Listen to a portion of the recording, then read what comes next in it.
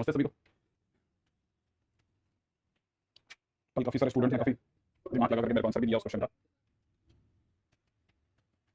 हाँ भाई चालू करते हैं। कल अपन लोग बाइनोमियल प्रोबेबिलिटी डिस्ट्रीब्यूशन में आ गए थे, याद होगा आपको?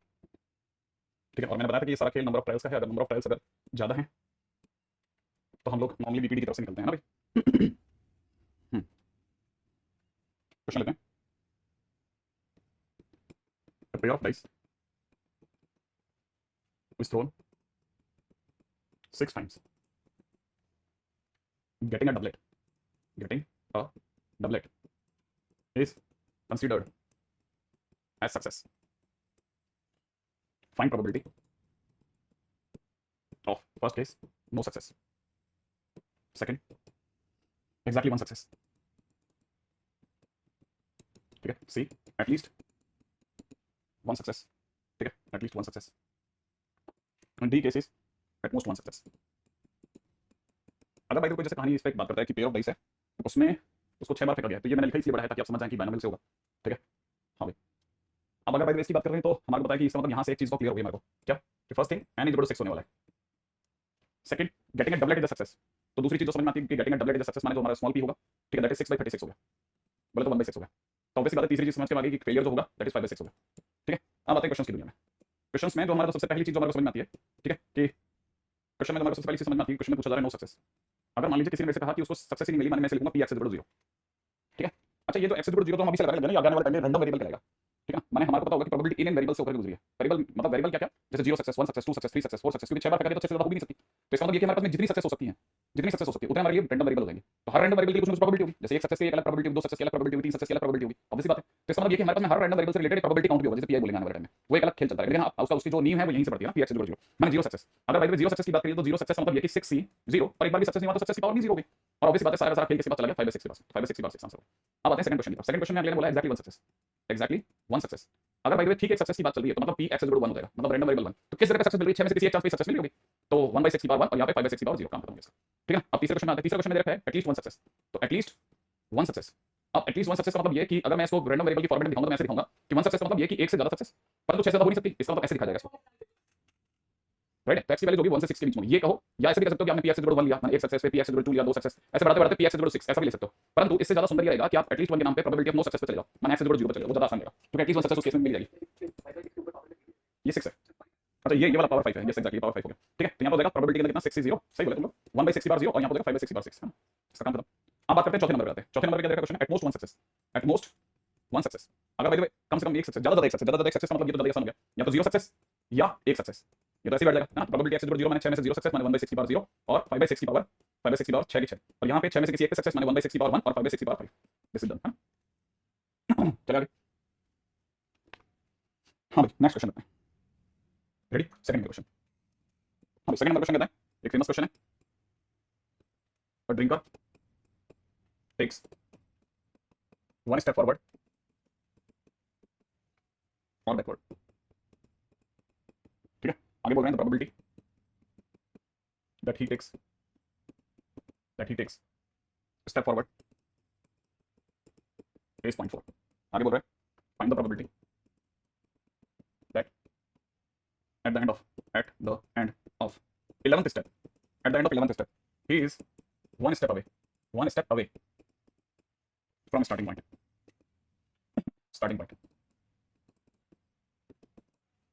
ठीक है भाई, he is one step away from the starting point। देखिए अगर बाय द वे स्टार्टिंग की बात करी जाए तो इसमें ये कह रहा है कि ये कोई दौड़बाज आदमी है, वो कैसे चल रहा है, वो इस तरह से चल रहा है कि वो एक कदम आगे एक कदम पीछे चलता है, एक कदम आगे एक कदम पीछे, ऐसा कुछ है उसका, और प्रोबेबिलिटी की वो आगे पैर बढ़ाएगा इसके चांसेस है ना 0.4 है। ठीक है, तो यहाँ पे क्या ना कहानी थोड़ी सी डिफरेंट है, क्यों, क्योंकि उसने आगे बहुत खतरनाक बात बोली। आगे उसने बोला है कि प्रोबेबिलिटी बताइए कि 11वें स्टेप लेने के बाद में वो जहां से शुरू हुआ था वहां से वो एक स्टेप दूर जा चुका है। अगर वो एक स्टेप दूर जा चुका है, एक स्टेप दूर जाने का मतलब क्या होगा, एक स्टेप दूर जाने का दो मतलब होता है। एक स्टेप दूर जाने का क्या मतलब बताता हूं, देखो या तो वो एक स्टेप आगे हो गया अपने इनिशियल पॉइंट से, या एक स्टेप पीछे हो गया। तो आपके पास दो केस बनते हैं यहाँ पे। ठीक है, 11th स्टेप पे जाकर के आपके पास दो केसेस बन गए। कौन कौन से दो केसेस बन गए? पहला केस ये बन गया कि वो अगर आगे जा चुका है, अगर वो आगे है अपने स्टार्टिंग पॉइंट से, तो इसका मतलब उसने 6 फॉरवर्ड स्टेप चले और 5 बैकवर्ड स्टेप चले। 6 फॉरवर्ड गया, ऐसा भी हो सकता है कि वो 6 फॉरवर्ड गया, कहने का मतलब ये कि पहले वो 6 कदम आगे चला गया, फिर 5 कदम बहता हुआ पीछे आ गया, या 5 कदम बहता हुआ पीछे गया, 6 कदम आगे चला गया, तो भी वो अपनी जगह से जहां से वो चला था वहां से वो एक कदम आगे मिलेगा। ठीक है ना, या फिर ऐसा भी हो सकता है कि वो अपनी कहानी में 11वें स्टेप पे पीछे चला जाए। अगर वो पीछे जा रहा है तो पीछे जाने का मतलब हो गया कि 6 बैकवर्ड 5 फॉरवर्ड हो गया। तो मतलब ये कि आपकी कहानी दो हिस्सों में दो अलग-अलग सफलताओं की बात कर रही है। अगर आप आगे जा रहे हैं तो आपका आगे जाना ही सक्सेस, अगर आप पीछे जा रहे हैं तो आपका पीछे जाना ही सक्सेस, तो बीच में है या मैंने प्लस लगेगा। अब आपको ये समझ में आना चाहिए कि अगर आगे जाना सक्सेस है, अगर आगे जाना सक्सेस है देन यू शुड टेक, है ना, क्योंकि आप आगे मिलोगे तभी जब आपका आगे वाला स्टेप ज्यादा होंगे। तो इसका मतलब ये कि आप 11 में से 6 कदम चले। अच्छा, जब आप आगे जा रहे हैं, ठीक है ना, जब आप फ्रंट फॉरवर्ड मूव कर रहे हैं तो फॉरवर्ड मूव करने की प्रोबेबिलिटी अगले की 4/10 है और बैकवर्ड मूव करने की प्रोबेबिलिटी 6/10 है, चाहे किसी भी साइड में जाए। अगर ये वाली बात सही है तो हमारे को पता चला हम 11 में से 6 कोई भी हिसाब चुना, उसमें हम 4/10 चांस है कि हम आगे चलें, मैंने 4/10 की पावर 6, क्योंकि मैं 6 बार आगे जा चुका हूं, ठीक है, और 6/10 की पावर रह जाएगी कितनी, 5। अब देखो ऑब्वियस बात है, जिसकी डिग्री ज्यादा है उसकी सक्सेस बढ़ गई, माने ये बंदा कहां मिलेगा, आगे मिलेगा। अगर इसी तरह यहां पर देखा जाए तो यहां पर मुझे 11 C 5 लेना चाहिए, क्यों, क्योंकि पीछे जाना है सक्सेस, पीछे जाना है सक्सेस, क्योंकि केस ही मेरा ऐसा पीछे जाना है सक्सेस। अगर पीछे जाना है सक्सेस तो इसका मतलब ये कि 11 C5 जिसकी डिग्री भी याद रखना, जो नीचे बैठा है दैट इज सक्सेस। तो यहां पर अगर देखा तो मैं यहां पे क्या बोलूंगा 6/5 की पावर 5, ठीक है, और 4/10 की पावर 6। बस अब यहां पर इंपॉर्टेंट पॉइंट है, अब ये थोड़ा सा क्या आपको लगा नहीं कि ये दो बार हो गया सर, इक्वल है? हाँ या ना, आगे बढ़ो। हाँ भाई, इसको देख करके बताइए कि इसको देखने के बाद में कोई भी बंदा ये जान सकता है कि वो पीछे ज्यादा गया या आगे ज्यादा गया। इसको देख के बताओ, इसको देख के बताओ, इसको देख के बताओ। यहां अगर आपने कैलकुलेशन मिस्टेक कर दी, यस सर बोल दिया तो गड़बड़ हो गया। सोच के बताओ, इसको देखने के बाद में मैं इसको देखने के बाद बता सकता हूं कि 4/10 अगर फॉरवर्ड जाना है तो मैं 6 कदम आगे गया। अब यहां देख के बताओ, इसको देखने के बाद में आप क्या पहचानोगे? देखो 4/10 किसकी डिग्री ज्यादा है, बस वो आप सोच लो, और वही सोचना ही इंपॉर्टेंट है इस क्वेश्चन में, यही इंपॉर्टेंट है। किस तरह, हाँ ये तो फॉरवर्ड गया ना, अगर फॉरवर्ड गया तो आगे चला जाएगा बेटा, यही तो इंपॉर्टेंट है। अगर आपने बहुत ध्यान से देखा तो आप समझ जाओगे कि वो किधर की तरफ जा रहा है। ये वाला पार्ट तो एक्जैक्टली सही है, ये वाला पार्ट तो एक्जैक्टली सही है कि बराबर है सब, यहां से में कोई तकलीफ नहीं। बट इस पार्ट पे आपका आइडिया पढ़ना जरूरी है कि अब आप इसको देख के बताओ कि फाइनली ये बंदा किधर जा रहा है बॉस।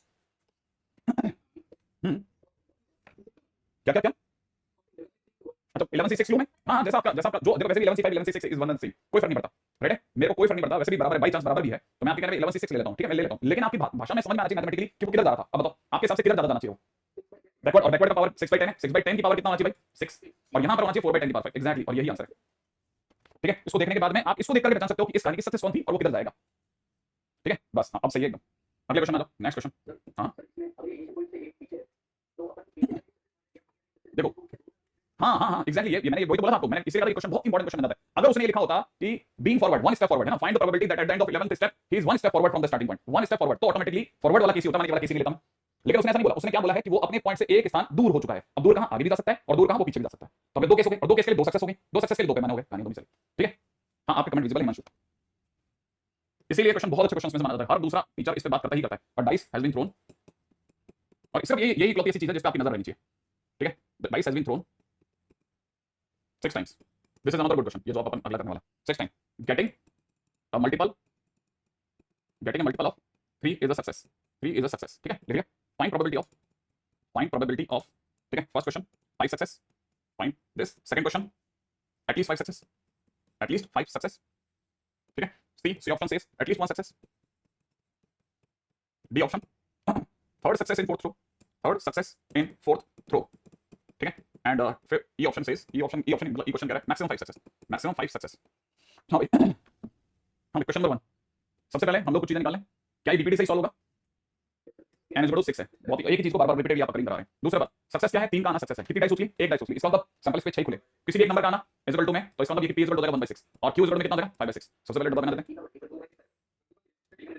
3 का मल्टीपल बोला है 3 है, ओके 3 का मल्टीपल तो 2/6 हो जाएगा। गुड देख लिया मैंने भी, कितना बोल रहे हैं आप लोग, 2/6 माने 1/3, दैट इज 2/3, करेक्शन नोटेड, बहुत अच्छा है, ठीक है। अच्छा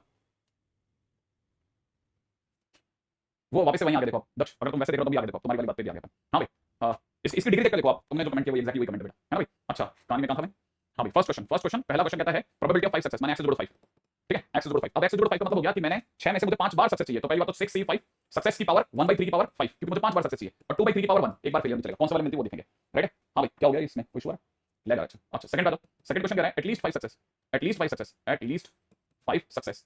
भैया बताओ एटलीस्ट 5 सक्सेस को क्या लिखूं, कम से कम 5 सफलताएं, 5 और 6 के बीच में ऐसा लिख दूं, probability x = 5 plus probability x = 6, ऐसा लिखना भाई। 5 सक्सेस मतलब 6 में से 5 टाइम्स में 1/3 जो सक्सेस होने के चांस है उसकी पावर कितना, और 2/3 की पावर 1, या फिर 6 में से 5 टाइम्स में 1/3 की पावर 6 और 66, और यहां हो जाएगा 2/3 की पावर 0, ठीक है भाई, डन। ये तो अभी तक के पुराने क्वेश्चन से मिलते लगे।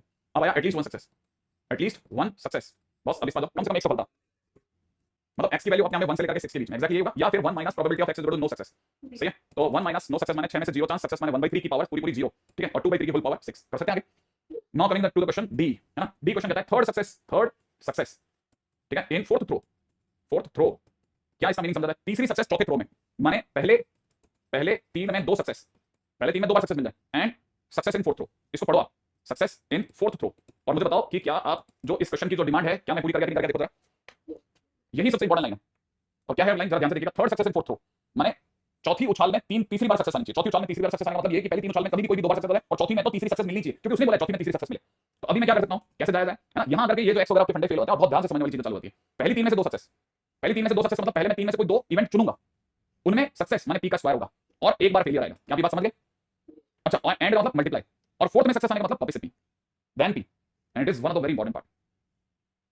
आगे चलें, ई पार्ट का दो, मैक्सिमम 5 सक्सेस, मैक्सिमम 5 सक्सेस, 5 बार ज्यादा ज्यादा सक्सेस कैसे करा जाए, मैक्सिमम 5 सक्सेस में हम कैसे रन करें, P X less than equal to 5, ये बात सही है, ज्यादा ज्यादा 5 सक्सेस, इसका मतलब 1 minus 1 minus 1 minus P X equal to 6, exactly. आगे तो आप करिए, ठीक है भाई, आगे बढ़ जाते हैं।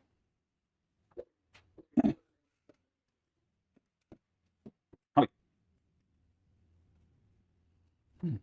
नेक्स्ट अगला question, in a binomial, in a binomial distribution, ठीक है, distribution in a binomial distribution B, और यहां पे लिखा है n, p is equal to 1/4, ठीक है, if probability of at least one success is greater than और इक्वल टू 9/10, ठीक है, then n is greater than, ठीक है, first option 1 upon log 4/10 plus log 3/10, B 9 upon log 4/10 minus log 3/10, ठीक है, सी 4 upon log 4/10 minus log 3/10, ठीक है, and the D option 1 upon log 4/10 minus log 3/10, ठीक है। हाँ भाई, क्वेश्चन में आते हैं भाई,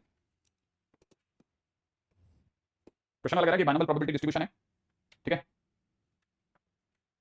इन बाइनोमियल प्रोबेबिलिटी डिस्ट्रीब्यूशन जिसमें n अपने आप में कोई नंबर है और सक्सेस होने की प्रोबेबिलिटी 1/4 है, और probability of at least one success is greater than, ना, probability of at least one success, first जो थीम समझ में आती है वो ये समझ में आती है कि probability of at least one success is greater than equal to 9/10, ठीक है, इसका मतलब 1 माइनस प्रोबेबिलिटी ऑफ, ठीक है, x is equal to 0 is greater than 9/10, exactly ये कहना चाह रहा होगा शायद।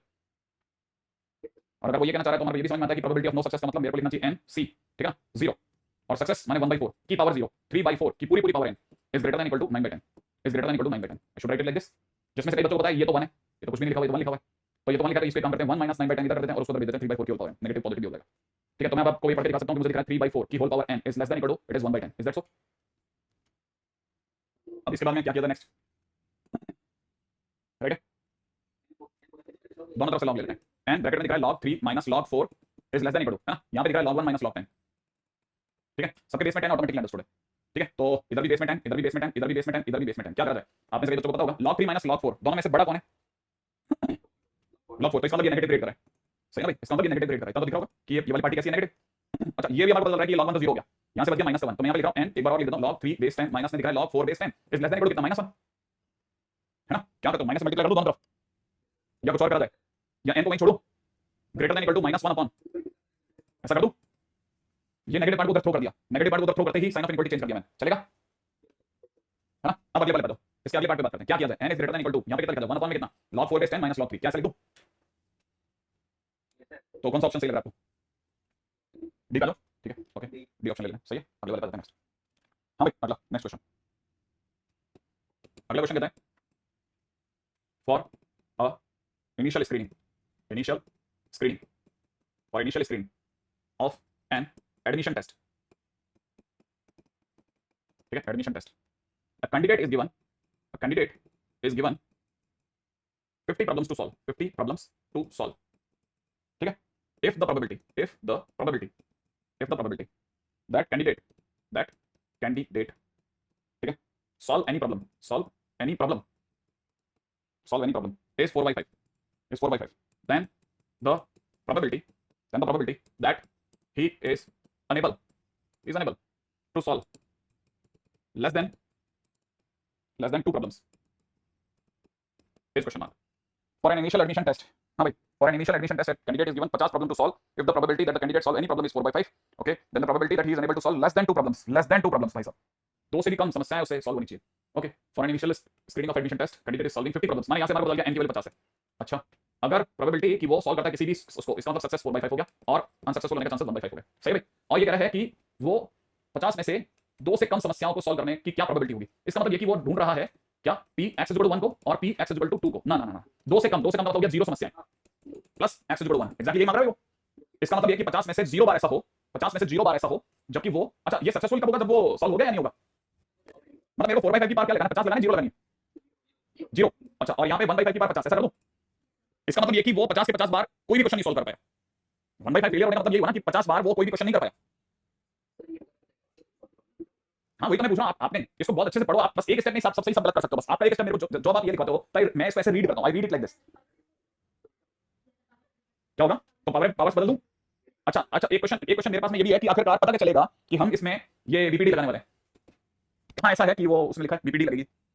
हाँ भैया, इतना रिपीटेड बहुत बड़े नंबर दे रखे, 50 प्रॉब्लम की प्रोबेबिलिटी कैसे निकालोगे बताओ। हाँ भाई, तो 50 में से आप बोलना चाह रहे हो 0 बार ऐसा होगा जबकि उससे सारी प्रॉब्लम तो सॉल्व हो जाएगी, 50 की 50 बार वो प्रॉब्लम सॉल्व कर देगा और एक बार भी उससे अनसॉल्व नहीं रहेगा। हाँ यार, इसका मतलब ये कि इस समय पर उसने 0 प्रॉब्लम रिमेन छोड़ी है, मतलब खत्म कर दी उसने सारी प्रॉब्लम्स है। और दूसरा क्या होगा, 50C1, इसको लिख देता हूं 4/5 की बार 49, और ये क्वेश्चन उससे सॉल्व नहीं हुआ, एक क्वेश्चन कोई सा भी एक क्वेश्चन सॉल्व हुआ, मतलब उससे यहां पर सारे सॉल्व हो गए, यहां पर एक क्वेश्चन सॉल्व हुआ।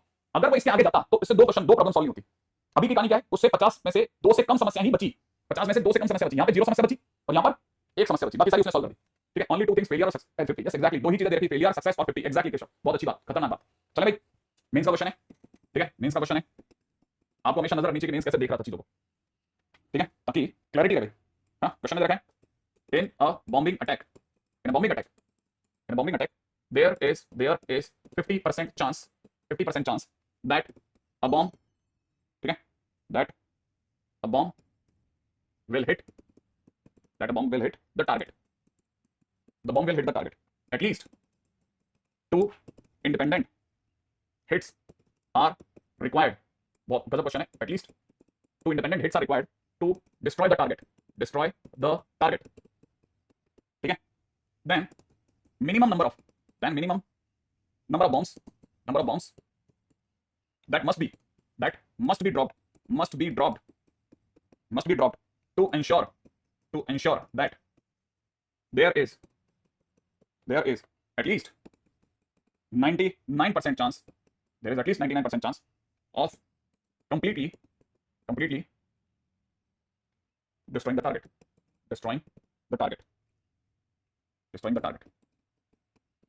हाँ भाई आ जाएगा। ठीक है, फिर से बता दूं, मेंस का क्वेश्चन है। ठीक है, ताकि क्लैरिटी रहेगी आपको। ये क्वेश्चन किस तरह से बढ़ रहे थे साहब। हाँ भाई, इंडियन मिसाइल के 100% प्रिसीजन। हाँ, कोई अभी इंडियन बहुत एयर्ड है, कोई स्टोरी है जिसके अंदर वो ये था कि जहाँ पे बॉम्ब्स गिरे थे ना, उनमें जिस जगह पे बॉम्ब गिरा उस जगह पर सुनने में आया था कि वो 5 फुट मोटी दीवार थी, तो उसको आप अगर कोई बड़े से बड़ा भी, जैसे वो शायद स्पाइस बॉम्ब होते हैं, वो भी डाल दो तो शायद, ठीक है, तब भी आप उसको पेनिट्रेट नहीं कर सकते थे। तो उसके बावजूद हमने कैसे आखिरकार हिट कर दिया Indian, just because of engineers की वजह से हिट कर पाए। ठीक है ना, और कैसे हिट हुआ उन्होंने बड़ी इंटरेस्टिंग तरीके से, क्योंकि ब्रह्मोस मिसाइल है ना, उसकी खास बात ये है कि न्यूज अगर 90 टर्न कर सकती है। ठीक है, तो यही तरीका जो मुझे पता चला, जो मैंने मतलब सुना वो यही था कि उसमें वो सीधे नीचे ड्रॉप हुआ और जहाँ एसी का जो वो कहते हैं फैन होता है, ठीक है ना, वहाँ पे जो स्पेस था ना, वहाँ पे कुछ 45 सेंटीमीटर का गैप था, बस उसमें से निकाल दिया, क्योंकि वो वेंट तो खुद ही एक जगह ही तो है, टनल जैसा, उसके अंदर हो गया। ठीक है, खैर एनीवे, अच्छा, in a bombing attack there is 50% chance that the bomb will hit the target. एक सेकंड। अच्छा, दूसरी बात ये कि bomb will hit the chance है ना, सबसे पहले तो सक्सेस होने के चांसेस हाफ है और फेलियर होने के चांसेस भी हाफ हो गए, पीएनक्यू हाफ हो गया। आगे हिट द टारगेट, एटलीस्ट 2 independent hits are required to destroy the target. कम से कम 2 भाई साहब लगातार बॉम्ब गिरने चाहिए, तभी जाकर के बॉम्ब उसे हिट कर पाएगा। Then the minimum number of bombs that must be dropped to ensure that there is at least 99% chance of completely destroying the target. Okay, ये बड़ा इंटरेस्टिंग जगह बोली इसने, कितने कम से कम कितने बॉम्ब तो डालने ही चाहिए, क्योंकि देखो चांस ऐसा तो है नहीं, चांस ही हाफ है, पता नहीं कौन सा वाला बॉम्ब लगेगा, कौन सा वाला बॉम्ब नहीं गिरेगा, तो क्या करा जाए, एटलीस्ट 99%। हाँ, मैं क्या कर रहा हूँ, 1 माइनस एक केस ले रहा हूँ जब 0 chance of hitting the target. ठीक है, मतलब 0 बॉम्ब गिरे, माइनस वो केस भी हटा देते हैं जब ठीक एक बॉम्ब गिरे। तो इसका मतलब मेरे पास जितनी भी बार मिलेगा उसमें 100% 2 या 2 से ज्यादा बार सेम जगह पे बॉम्ब ड्रॉप होगा, और जैसे ही 2 या 2 से ज्यादा बार बॉम्ब ड्रॉप होगा, मामला केस अपने हैंडल में लेगा। और ये हमेशा 99% से बड़ा होना चाहिए, एटलीस्ट वाला पार्ट 99% से बड़ा होना चाहिए, यही उसने लिखा। देखो क्या, at least 99% chance of completely destroying the target. अगर मैं ये कर दूंगा तो 100% बात है कि टारगेट डिस्ट्रॉय होगा ही होगा, क्योंकि इसका मीनिंग हो गया कि मेरा 0 मिसाइल गिरा, मैंने 0 बॉम्ब गिरा, टारगेट नहीं गिरा, आजू बाजू गिरते रहे। यहां पर ठीक एक बॉम्ब गिरा, अगर एक बॉम्ब गिरा अभी नहीं कुछ होने वाला, 0 बॉम्ब गिरा तो वैसे कुछ नहीं होने वाला। मैं ये सारे केस हटा देता हूं और ये केस हटाने के बाद में कम से कम 2 या 2 से ज्यादा बॉम्ब तो गिरे। अब कम से कम 2 या 2 से ज्यादा बॉम्ब गिरे, वो ज्यादा होने चाहिए 99% से। ठीक है, मतलब ये इट इज ग्रेटर देन 99%। अब आते हैं इस पे 1 माइनस हमारे पास में कितने बॉम्ब गिरने चाहिए, भाई हमारे को ये तो बताया नहीं इसने, तो मैं NC 0 पे चलना चाहूंगा। और इस बार 0 सक्सेस है, इसका मतलब 1/2 की पावर n, फेलियर की पावर n और 1/2 की पावर 0 है ना भाई। फेलियर की पावर n हो गया और सक्सेस की पावर 0 हो गया, ताकि सक्सेस मिली नहीं। माइनस वो केस जिसमें मैं एक बार ही बॉम्ब गिरा, मैंने एक बार ही सक्सेस मिली, माने 1/2 चांस है, 1/2 की पावर n -1 चांस अनसक्सेसफुल रहा और 1/2 चांस सक्सेसफुल रहा। ठीक है, it should be greater then 99/100। Okay, है ना। फिलहाल अपने में से कई लोगों को पता होगा सर, ये NC 0 तो गुल हो गया, 1 हो गया, ये भी 1 हो गया, यहां से रह गया 1 - 1/2 की होल पावर n हो गया सर। अच्छा, यहां पर क्या हुआ, थोड़ा दिमाग लगाएंगे तो आपको दिखेगा, माइनस में ये NC 1 तो n बन गया और ये दोनों मिलकर के वापस में 1/2 की पावर n बन गए, and it should be greater then 99/100। ये होना चाहिए। अगर मैं इसमें से 99/100 को कर दिया, चलो तो 1/100 is greater than equal to में कितना, इधर हो जाएगा 1/2 की होल पावर n प्लस में 1/2 की whole power n multiplied by n। ऐसे हुआ। अब इसके आगे कैसे जाया जाए, है ना, ऑब्वियस बात है, मैंने जो 1 2 3 रख करके चेक करूंगा भाई, क्या कहता, ठीक है। हाँ भैया सब है, चिंता मत करो आप, पाकिस्तान में इसी है क्यों नहीं होगा भाई, सब है भाई। आखिरकार कोई तो इतना पीछे लगा हुआ है, he is a colony of somebody. 1/2 की पावर n, और यहाँ पे हो गया n+1, ऐसा कर सकते हैं बस। अब अपने को n की वैल्यू रखकर चेक करनी है, बता सकते हैं क्या किया जाए। 1 2 के सबसे पहले n की वैल्यू 1 रखूं, आप बताओगे क्या 1/100 1 रखने पर 1/2 × 2 से बड़ा हो जाएगा? अच्छा चलो फिर n की जगह पे सीधा 10 रखते हैं। अगर मैंने 10 रखा तो बताओ साहब, ये हो गया 1/1024, हाँ या ना, और ये हो गया 11। सोचो, अगर मैं आपको बोलूं कि it is almost equal to 11/1000, क्या 11/1000 1/100 से बड़ा है या अभी भी छोटा ही है? पक्की बात है, सोच लो अच्छे से, हाँ या ना, क्या कहते हो आप? छोटा है कि बड़ा है? छोटा है, पक्की बात छोटा है, क्योंकि ये पॉइंट कितना है, ये कितना है, 0.01, ये 0.01 है, ये मेरे को नहीं समझ में आ रहा ये कितना होता है, 0.00 1 0 2 0 या 3 0? जीरो कितने आएंगे तो बताओ, 2 0 ऐसा। अच्छा चलो कोई बात नहीं, अपन वहां से शुरू करते हैं जहां पे अपने एक यहां ले लेते हैं, ठीक है, और पीछे चलते हैं, यहां ले लेते हैं, चलेगा, और पीछे चलते हैं, ये हटा दें, अब लिखते हैं 0.011, अब ठीक है। अच्छा ये लिखा हुआ है, ये लिखा हुआ है, अच्छा जैसे हटाएंगे यहां लिखेंगे ना, तो यहां से ये हटाएंगे तो 0.01 लिखेंगे। अब बताओ 0.01 और 0.011 में बड़ा कौन है? ये बड़ा है, जबकि हमें ये वाला बड़ा चाहिए ना, अभी तो ये बड़ा है ना, एग्जैक्टली। चलो ये तो छड़ गया भाई साहब, एक बार ले लो, क्या कौन सही है? ये अपन धीरे धीरे ऐसे होते जा रहे हैं, यार क्या हो गया तुम लोगों को? अच्छा चलो इधर तो चलते हैं, कितना 1 बटा क्या हो गया, ये हो जाएगा कितना 2096 ना 2048, ठीक है बेटा, और इधर हो जाएगा n की जगह 11 12। ओ अब आएगा मजा, क्या कहते हो किधर जाया जाए इसको? क्या मैं 6 बटा एक तरह से 6 बटा 1000 लिख दूं, चलेगा? आधा कर दिया, 6 बटा 1000, हाँ यार। अब बताओ पॉइंट कितना बना, इधर वाले से कितना बनता है 0.01, पक्का। यहाँ 1 0 कटते 0.6 हो गया, 1 कटते 0.06 हो गया, 1 कटते 0.00, 0.006 आ रहा है। अब कौन बड़ा पड़ा, लेफ्ट वाला राइट वाला? लेफ्ट वाला, माने 11 इज द सक्सेस प्लेस, कर दूं तो मैंने n = 11 is the right answer, ये वहां करना था, ठीक है ठीक है, मेन से जैसा मैंने बताया था आपको, ये it is a good question. अब आप इस तरह क्वेश्चंस के ऊपर दिमाग लगा लो, ठीक है। वैसे तो मैं लिखवा चुका हूं और बता चुका हूं, लेकिन फिर भी डेफिनेशन वाइज और लिखवा देता हूं, रैंडम वेरिएबल, ठीक है, रैंडम वेरिएबल क्या लिखूं? स्क्रीनशॉट लेने दीजिए, अच्छा मेरे को सुनाई नहीं दिया बेटा, एक मिनट ले ले स्क्रीनशॉट ले लो, कोई तकलीफ नहीं, हां ओके डन डन, ओके समझ गया। देखो मेरे पास में, मैं आपको रैंडम वेरिएबल पे है ना, ऐसे बुकिश लैंग्वेज से भी वैसे मैं समझा चुका हूं, बट फिर भी मैं आपको जैसे एक सीन समझाता हूं, देख लीजिए, एक सीन है, a coin is tossed 3 times, a coin is tossed 3 times, a coin is tossed 3 times, ठीक है, a coin is tossed 3 times, ठीक है, then random variables, then random variables, सीधे इसी क्वेश्चन से आऊंगा, then random variables if we get head, ठीक है, then random variable if we get head, ठीक है। अब यहां पर भी जरा समझाओ, ठीक है, अब यहां पर भी आपका समझना बहुत जरूरी है, देखो जरा मैं आपको इसको समझना, बहुत ध्यान से समझना क्या है, वैसे मैं बता चुका हूं लेकिन फिर भी वापस बताता हूं। हमेशा जब भी क्वेश्चन होगा ना तो क्वेश्चन खुद बताएगा कि मैं किसे रैंडम वेरिएबल की तरह से यूज करना चाहता हूं। जैसे इसने कहा इफ वी गेट हेड, इसका मतलब ये कि हेड का आना इज सक्सेस, हेड का आना इज सक्सेस, तो इस बात को लिख लेते हैं, हेड का आना इज इक्वल टू सक्सेस, लिख दूं। अच्छा अगर हेड का आना सक्सेस तो उससे रिलेटेड जितनी भी चीजें तुम बना सकते हो ना, वो सारा का सारा रैंडम वेरिएबल में आएगा। क्या इससे रिलेटेड क्या बना सकते हैं सर? जैसे मान लो मैंने एक टेबल बनाई, इसे पीडीसी बोलते हैं बेसिकली, प्रोबेबिलिटी डिस्ट्रीब्यूशन चार्ट, ठीक है, और ये कैसे काम करता है वो बताता हूं, ये ऐसे काम करता है, जैसे इस साइड पे आपके लिए लिख देते हैं रैंडम वेरिएबल, रैंडम वेरिएबल। अब रैंडम वेरिएबल को अक्सर आप xi के नाम से जानेंगे, ठीक है, रैंडम वेरिएबल को xi के नाम से जानेंगे, और उस रैंडम वेरिएबल से रिलेटेड प्रोबेबिलिटी को pi के नाम से जानेंगे, प्रोबेबिलिटी को आप किसके नाम से जानेंगे, pi के नाम से जानेंगे, ठीक है। अब जैसे मान लो मैंने लिख दिया px = 0, अगर मैंने लिख दिया px = 0 इसका मतलब ये कि मैं जीरो सक्सेस की बात कर रहा हूं, मैंने जीरो हेड आने की बात कर रहा हूं, क्योंकि इस कहानी में रैंडम वेरिएबल किसके लिए काम कर रहा है, हेड के लिए काम कर रहा है, तो जीरो लिख दिया, इसका मतलब रैंडम वेरिएबल माने जीरो सक्सेस ऑफ या जीरो नंबर्स गेटिंग हेड। अगर मैं आपसे बोलूं ये, तो मुझे एक बात बताओ, अगर मुझे इसका मतलब ये कि मेरे को अगर जीरो हेड मिल रहे हैं तो नॉर्मल आदमी की तरह से मैं अगर देखूंगा तो मुझे क्या मिलेगा, 3c0, माने मैंने तीन में से एक बार भी हेड नहीं देखना, टेल ही देखना है। इसका मतलब ये कि हेड की पावर कितनी होगी 0, लेकिन टेल की पावर कितनी होगी 3। अच्छा मैं अगर इसे मान लो सर, मैं तो मतलब जब भी आप 3 सिक्के उछालते हो सर, हमने तो कभी 3c0 करा ही नहीं, हमने तो 3 सिक्के पे सीधे सोच लिया सर। हाँ तो सीधे सोचो ना, अगर आपको सीधे सोचने को कहता तो आप कैसे सोचते? 3 सिक्के सर, 3 सिक्के तो बहुत ही छोटा, इसीलिए कहते हैं जब आपका रिपीटेशन ट्रायल बड़ा होता है ना तब आप बायनोमियल की तरफ जाते हो, तो अगर रिपीटेशन ट्रायल साइज बहुत छोटा होता है ना, जैसे कभी 6 सिक्के उछल रहे होते तो आप वो नॉर्मल तरीका सोचते ही नहीं। अभी आपने से कोई बच्चा सोच सकता है सर 3 सिक्के के टाइम पे मेरे दिमाग में सर वो एच वाली टेबल आ जाती, हां जाती ना, कोई तकलीफ थोड़ी ना है उसमें सर टी आता तो हम समझ जाते हैं एक भी बार सक्सेस मिली, इसका मतलब ये कि ओवरऑल आंसर इज 1/8, तो हम तो 1/8 लिखेंगे। एक तरह जब हम ऐसे लिख रहे होते हैं ना तो हमारे को इसलिए डर होता है कि सर ये क्यों, हम वो क्यों नहीं कर रहे जो हमने शुरू में सीखा था। भाई शुरू में सीखा अब उससे थोड़ा एडवांसमेंट पे चल रहे हैं, तब तक जब तक जैसे 2 या 3 सक्सेस की बात चलती है तब तो कोई भी आराम से झेल जाता है, लेकिन अगर नंबर ऑफ ट्रायल्स बढ़ जाए ना तो हमारे पास बाइनोमियल के सिवा कोई और रास्ता नहीं, इसलिए टीटीडी पढ़ाया जाता है, आपको क्लैरिटी रखना, ठीक है। अच्छा अब इसके बाद की बात करते हैं, मैंने तो लिखा बेटा, मैंने बिल्कुल नहीं लिखा। अब बात करते हैं px = 1, ठीक है। अब px = 1 का मतलब एक हेड आना मतलब 3 में से कोई एक पकड़ ले, 1/2 की पावर 1, 1/2 की पावर 2। अब लिख लेते हैं px = 2, लिख लें। अगर मैंने x = 2 लिख दिया तो 3c2 1/2 की पावर कितना 1, हां 2, और यहां पे टेल की पावर 1 है ना। अच्छा अब मैं यहां लिख देता हूं px = 3। अब बताओ क्या मैं x = 3 क्या लिख सकता हूं? 3 सिक्के के उछाल पे 3 हेड से ज्यादा सोच भी नहीं सकता, तो क्या मुझे बताना पड़ेगा कि अब आप ये बात खुद समझ जाओ बेटा, ये तो अपने को समझ में आता है ना। तो 3c3 पूरे हेड की पावर 3 और टेल की पावर 0, सही है। अच्छा ये तो हो गया हमारा एक पार्ट, यहां तक बात तो मेरा मतलब शायद आप में से कोई भी बच्चा समझ सकता है। अच्छा जिसे आज तक हम ऐसा लिखते हैं, जैसे हम आज तक इस तरह से लिखते हैं ना, अब आगे से रैंडम वेरिएबल के टाइम पे हम आगे से इसी चीज को ऐसा ना लिखकर कैसे लिखेंगे, इस चीज को ऐसे लिखेंगे, इसे लिखेंगे x0, इसे लिखेंगे x1, इसे लिखेंगे x2, इसे लिखेंगे x3, बस अब ये का नाम ऐसे बदल गया, ठीक है। अच्छा अब आप में से जिनको ये बात समझ में आ गई उनको ये बात भी समझ में आ गई, इसलिए इसे x बोला गया। अभी तक इससे जस्ट पहले तक मैंने px = 0 बोल के समझा था, आपको इजीली समझ में आता था, लेकिन अब हमारे नोटेशन बदल रहे हैं। ठीक है। अच्छा ये जो probability this will be known as pi माने पी1, ये अपने में पी2 कहलाएगी, ये अपने में पी3 कहलाएगी और ये अपने में पी4 कहलाएगी। ये तो मोस्टली बात ही नहीं। अच्छा उल्टा मैं तो कहता हूं और अच्छा, क्योंकि मैंने तो जीरो से चालू करा है तो मुझे तो इसे लिखना चाहिए p0, इसे लिखना चाहिए p1, इसे लिखना चाहिए p2, इसे लिखना चाहिए p3। ठीक है। अच्छा अगर बाय द वे मैं बोलता हूं कि मेरे पास में पीआई का सिग्मा, जिस दिन आप पीआई का सिग्मा करोगे, आई की वैल्यू 0 से चढ़ाना चालू करोगे और लेकर के 3 तक जाओगे, इसका मतलब इन सबका सम करोगे, आप सम करके देख लो, ये जिस दिन आप इसको बोलोगे तो 1 बटा 8 आ जाएगा। सोच रहे हो ये अपने में कितना देगा, 1/8 आ जाएगा। ठीक है। इसे जिस दिन खोलोगे ये 3 दिखेगा, ठीक है, और ये 3/8 दिखेगा। सोचना आप जिस दिन इसे खोलोगे 3 दिखेगा और ये 3/8 दिखेगा, जिस दिन इसे खोलोगे ये अपने में 1/8 दिखेगा। अब आप जोड़ लो जरा, जिनको जोड़ना आता है जल्दी जोड़ लें, शायद अपने से कईयों को 8/8 मैंने 1 दिख गया होगा। तो सिग्मा पीआई 1 हो गया, ये बात भी समझो, है ना। अच्छा इस सब का मेरे को क्या जरूरत पड़ी, क्योंकि आने वाले टाइम में आप एक नई समस्या से भी जूझोगे, ये भी समझते चलो अभी से कभी क्या एक नया फंडा और निकल कर आएगा सडनली कि सर हम हमारे पास p1 p2 p3 पड़ा है, सिग्मा भी आ गया, तो एक काम करना मीन के बारे में बात कर लेते हैं। सर आ जाओ मीन के बारे में बात कर लेते हैं। तो मीन को हम लोग म्यू के नाम से पुकारेंगे, है ना, और अगर मीन का इसके नाम से पुकारेंगे और जब टेबल बनी गई है तो आई should write it like this. ठीक है डन।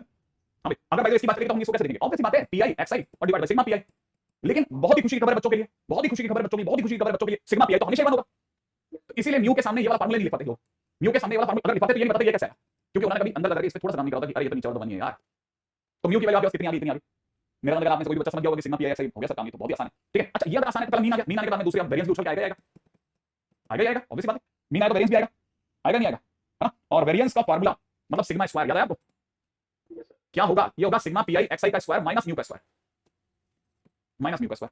अब सिग्मा पीआई xi कैसे निकालोगे, कैसे निकालेंगे, अरे पीआई पड़ा है इसका स्क्वायर, ठीक है, ये पीआई पड़ा है इसका स्क्वायर, पीआई पड़ा है इसका स्क्वायर और करते जाएंगे, समाप्त करते जाएंगे, क्वेश्चन हो जाएगा। ठीक है। अच्छा ये हो गया वेरिएंस। अब तीसरे के बाद में अब एक तीसरी चीज पे जा लो, जैसे आप स्टैंडर्ड डेविएशन के नाम से जानते हैं, standard deviation is what, under root of variance. यहां से बात फिर से आ जाएगी। अब आप इससे ये बात क्लिक कर देंगे कि सर ये सब चीजें वही चलने लग गई सडनली, क्योंकि टेबल आ गई कहानी में, क्योंकि कहानी में टेबल घुस गई है, टेबल घुसी और टेबल से रिलेटेड फिर तो सब स्टैट्स आ गया पूरा, फिर स्टैट घुस गया पूरा। क्या आपने से कोई बच्चा ये बात समझ गया, ठीक है, चलिए भाई, है ना। तो ये अब आप ना समझ के चलना कि रैंडम वेरिएबल अगर आपकी स्टोरी में एक बार आ गया फिर तो भैया वो सब करवाएगा आपसे। ठीक है। तो बस इतने से ये पूरी कहानी यही है ना। चलो आगे बढ़ेंगे, चलिए आगे बढ़ेंगे। ठीक है। हाँ भाई पहला क्वेश्चन है a pair of dice, ठीक है, is thrown 3 times, is thrown 3 times, ठीक है, is thrown 3 times, if getting a sum of 9 on them, ठीक है, is success, write the probability distribution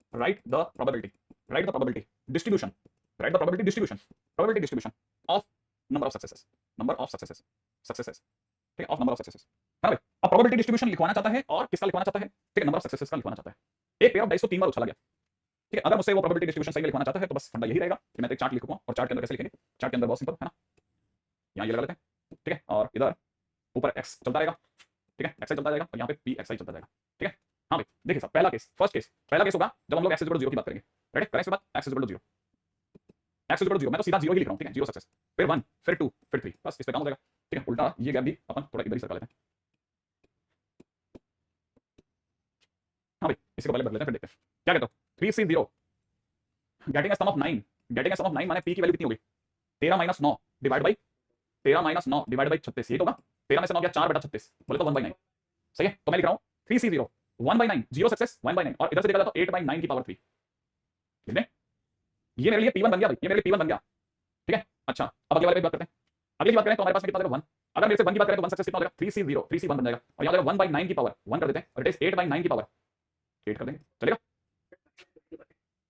पहले तो तुमने देखा मैंने गलती भी करी, मस्त किसी को दिमाग में आई तो 8/9 की पावर 2, अब अगले वाले बताओ 2, है ना, प्रोबेबिलिटी डिस्ट्रीब्यूशन करना है, डिस्ट्रीब्यूशन करता रहा, यहाँ कितना देगा 3C2, यहाँ पे कितना देगा 1/9 की पावर कितना 2 सक्सेस, और 8/9 की पावर 1 सक्सेस 3C3, ठीक है, यहाँ पे कितना देगा 1/9 की होल पावर में कितना 3, और यहाँ देगा 8/9 की पावर 0, सही, आगे बढ़ेंगे, है ना।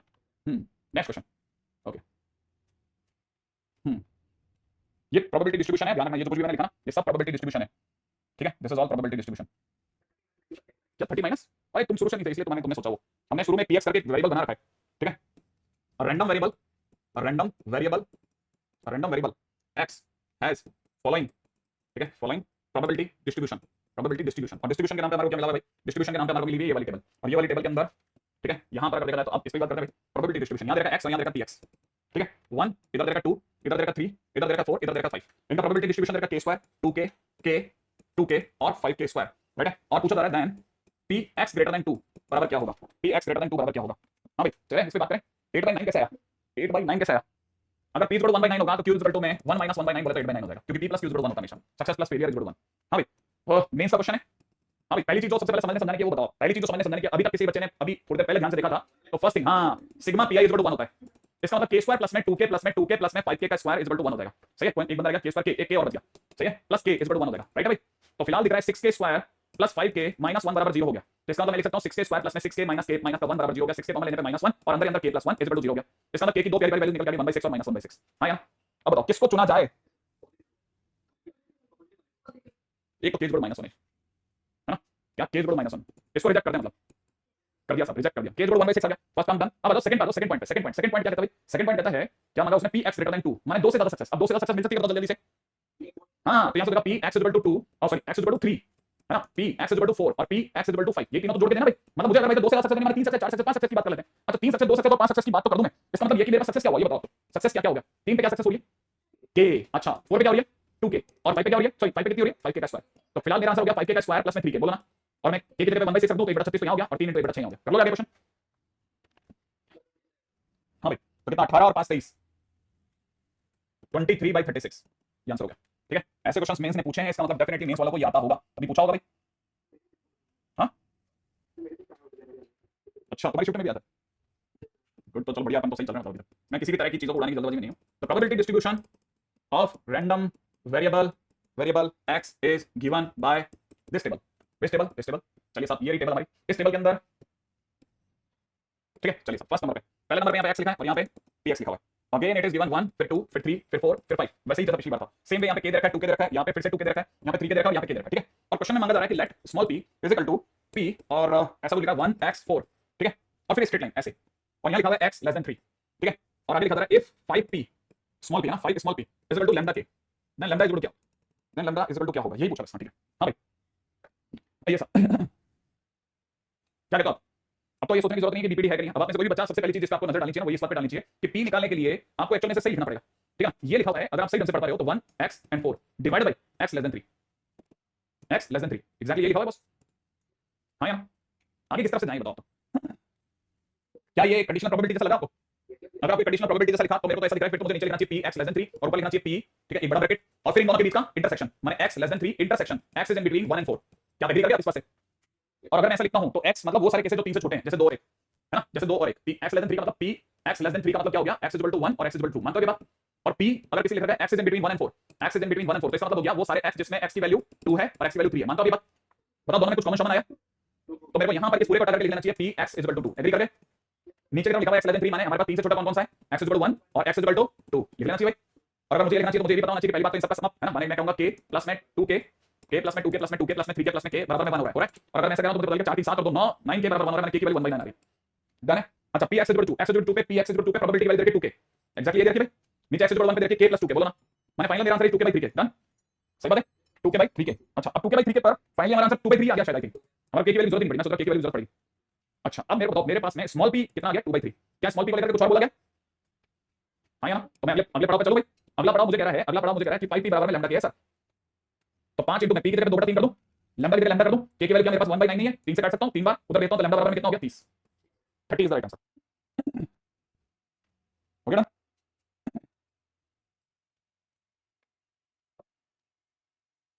ठीक है, चलो आगे। हाँ, एक भी जगह पर कुछ भी मिस नहीं करने वाला मैं, ये वापस मेंस का क्वेश्चन है, आपको ये भी बता दूं। एक्स की वैल्यू क्या? हाँ ऑब्वियस बात है, एक्स का मतलब नंबर ऑफ ट्रायल्स है भाई, कितने आपने ट्रायल पे क्या क्या ट्रायल हुआ, 1 सक्सेस का ट्रायल हुआ, 2 सक्सेस का ट्रायल हुआ, कितने सक्सेस का ट्रायल हुआ। ठीक है, हाँ भाई। मीन एंड वेरिएंस, हालांकि हम मीन एंड वेरिएंस पे बात कर चुके हैं, लेकिन फिर भी एक और एंगल बचा हुआ है जिसपे मैंने स्टेट्स में बोला था कि मैं ये वाली बात वहीं करवा दूंगा। ठीक है, मीन, अगर आपसे पहली बात तो मीन की बात करें तो मीन माने म्यू या एक्स बार, आई नो कि आपको पता है, फिर भी वापस बता रहा हूं।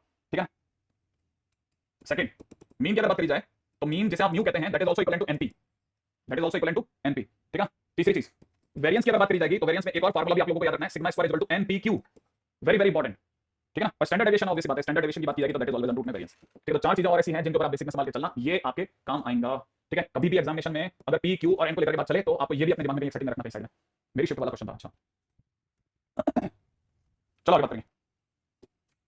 इफ कैपिटल एक्स फॉलोज, ठीक है, a binomial distribution, a binomial distribution, a binomial distribution, a binomial distribution with, सामने वाला खुद चल करके बता रहा है, mean is equal to 3 and variance 3/2, variance is equal to 3/2, done, find. पहला क्वेश्चन है find, first question says probability x is greater than equal to 1। ठीक है, probability x is greater than equal to 1। ठीक है, x is greater than equal to 1, जैसे उसने ये वाला क्वेश्चन पूछा, उम्मीद है, ठीक है, उम्मीद है, उम्मीद है, उम्मीद है, उम्मीद है, ये क्या डाइस वाले क्वेश्चन में 6 क्यूब होगा, अगर मैंने 6 क्यूब नहीं करा तो क्या परेशानी हुई थी बेटा, ये तो बता। इतना मैंने बेचारे ने एंटर एंटर एंटर दबा के इकट्ठा करा। कहां है भाई डाइस का क्वेश्चन, बताओ जल्दी से इस बच्चे को।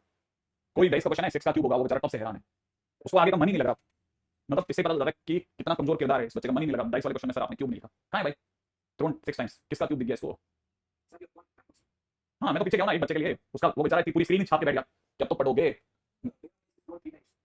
Pair of dice is thrown 3 times, where is that, pair of dice is thrown 3 times, then what, pair of dice is 3 times, ये वाला। इसमें क्या हो गया, 6 क्यूब होगा, पेयर ऑफ डाइस वाले क्वेश्चन में 6 का क्यूब होगा।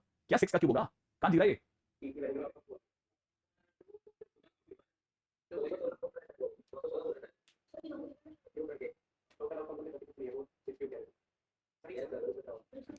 उसको ये नहीं दिख रहा पेयर ऑफ डाइस है भाई, तुम्हें ये भी तो दिखना चाहिए था पेयर ऑफ डाइस है, तो 36 से तो केस हो गए, मतलब मैं 216 लगा लूं। हाँ क्या, और कोई इतना हैरान हो रहा है उसको, यार तू चलता रहना यार। अगर भाई ऐसा तेरा वाला प्रॉब्लम होता तो it should be problem of everybody, वो सब चिल्ला चिल्ला के रोक देते, ठीक है।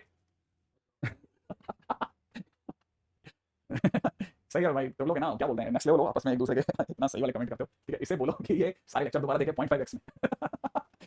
चलो कोई नहीं, ठीक है चलता है। अरे वो ऐसे हो गया, वो चेक नहीं करा 1 माइनस प्रोबेबिलिटी x 0। सुनो सुनो सुनो, x 0 x हमें अपने आप में एक से बड़ा चाहिए ना, तो 0 वाला हटा दो, एक से बड़े आते रहेंगे, ठीक है। अब जल्दी बताओ यार तुम कहां लेकर आ गए मुझे। मीन आपके पास इतना है, इस कहानी में क्या टकरा मेरा, देखो मीन है ना मेरे पास में, मीन अगर मेरे पास में 3 है, मीन माने np np np की वैल्यू 3 है ना बेटा, और वेरिएंस मतलब np क्यूब, np की वैल्यू 3 बटा 2 है, तो पहला काम तो मैं डिवाइड मारूंगा, np क्यूब में np का भाग लगाऊंगा मेरे दोस्त। अगर मैं भाग लगाऊंगा तो कितना हो जाएगा मेरे भाई, 3/2/3, 3 से 3 काट दूं, आंसर 1 बटा 2 हो गया। लेकिन np और np भी तो ओ हो ये तो अपना अलग हिसाब किताब डिफरेंट। तो q की वैल्यू कितनी आ गई 1/2, तो p की वैल्यू कितनी होगी 1/2, और p और q की वैल्यू अगर उठा करके यहां रख दूं तो ये भैया कितना बना देंगे n 1/2 बराबर 3, मतलब ट्रायल हो गए 6। सही है, ट्रायल कितने निकल गए 6, सही है भाई। अब ये वाली चीज को अपन साइड कर देते हैं, करेक्ट। अगर ये वाली चीज को साइड कर देते हैं तो अपन यहां पे लिख देते हैं 1 माइनस 0 सक्सेस। 0 सक्सेस मतलब मैंने 6 ट्रायल खेले और उसमें 0 सक्सेस हुई, और सक्सेस का मतलब 1/2, 1/2 मतलब इसकी पावर होगी 0 और फेलियर की पावर होगी 6, माने आंसर हो जाएगा 1 माइनस 1/2 की पावर 6, दैट्स इट, जो भी आंसर हो जाएगा। सेकंड क्वेश्चन क्या पूछा है मैंने, सेकंड क्वेश्चन पूछा है कि px less than equal to 5। अब अपन इस तरह क्वेश्चन काफी कर चुके हैं, आई थिंक कर लोगे आप, तो मैं सीधा लिख दूं क्या, इसका मतलब हो जाएगा 1 minus probability of x is equal to 6, क्योंकि 6 से ऊपर जाएगा ही नहीं, तो x इज इक्वल टू 6 वाले को हटा देना, बिल्कुल सही आंसर है युवराज। 63/64 पिछले क्वेश्चन आंसर बताया जा रहा है, 63/64 मैं एग्री करता हूं, ठीक है कर लोगे ना आप तो। मैक्सिमम 6 क्यों जाएगा, अरे 6 तो ट्रायल है, ट्रायल तो चाहिए ना, 6 ट्रायल से ऊपर जा नहीं सकता मैं, हाँ तो ये हो गया एक काम डन।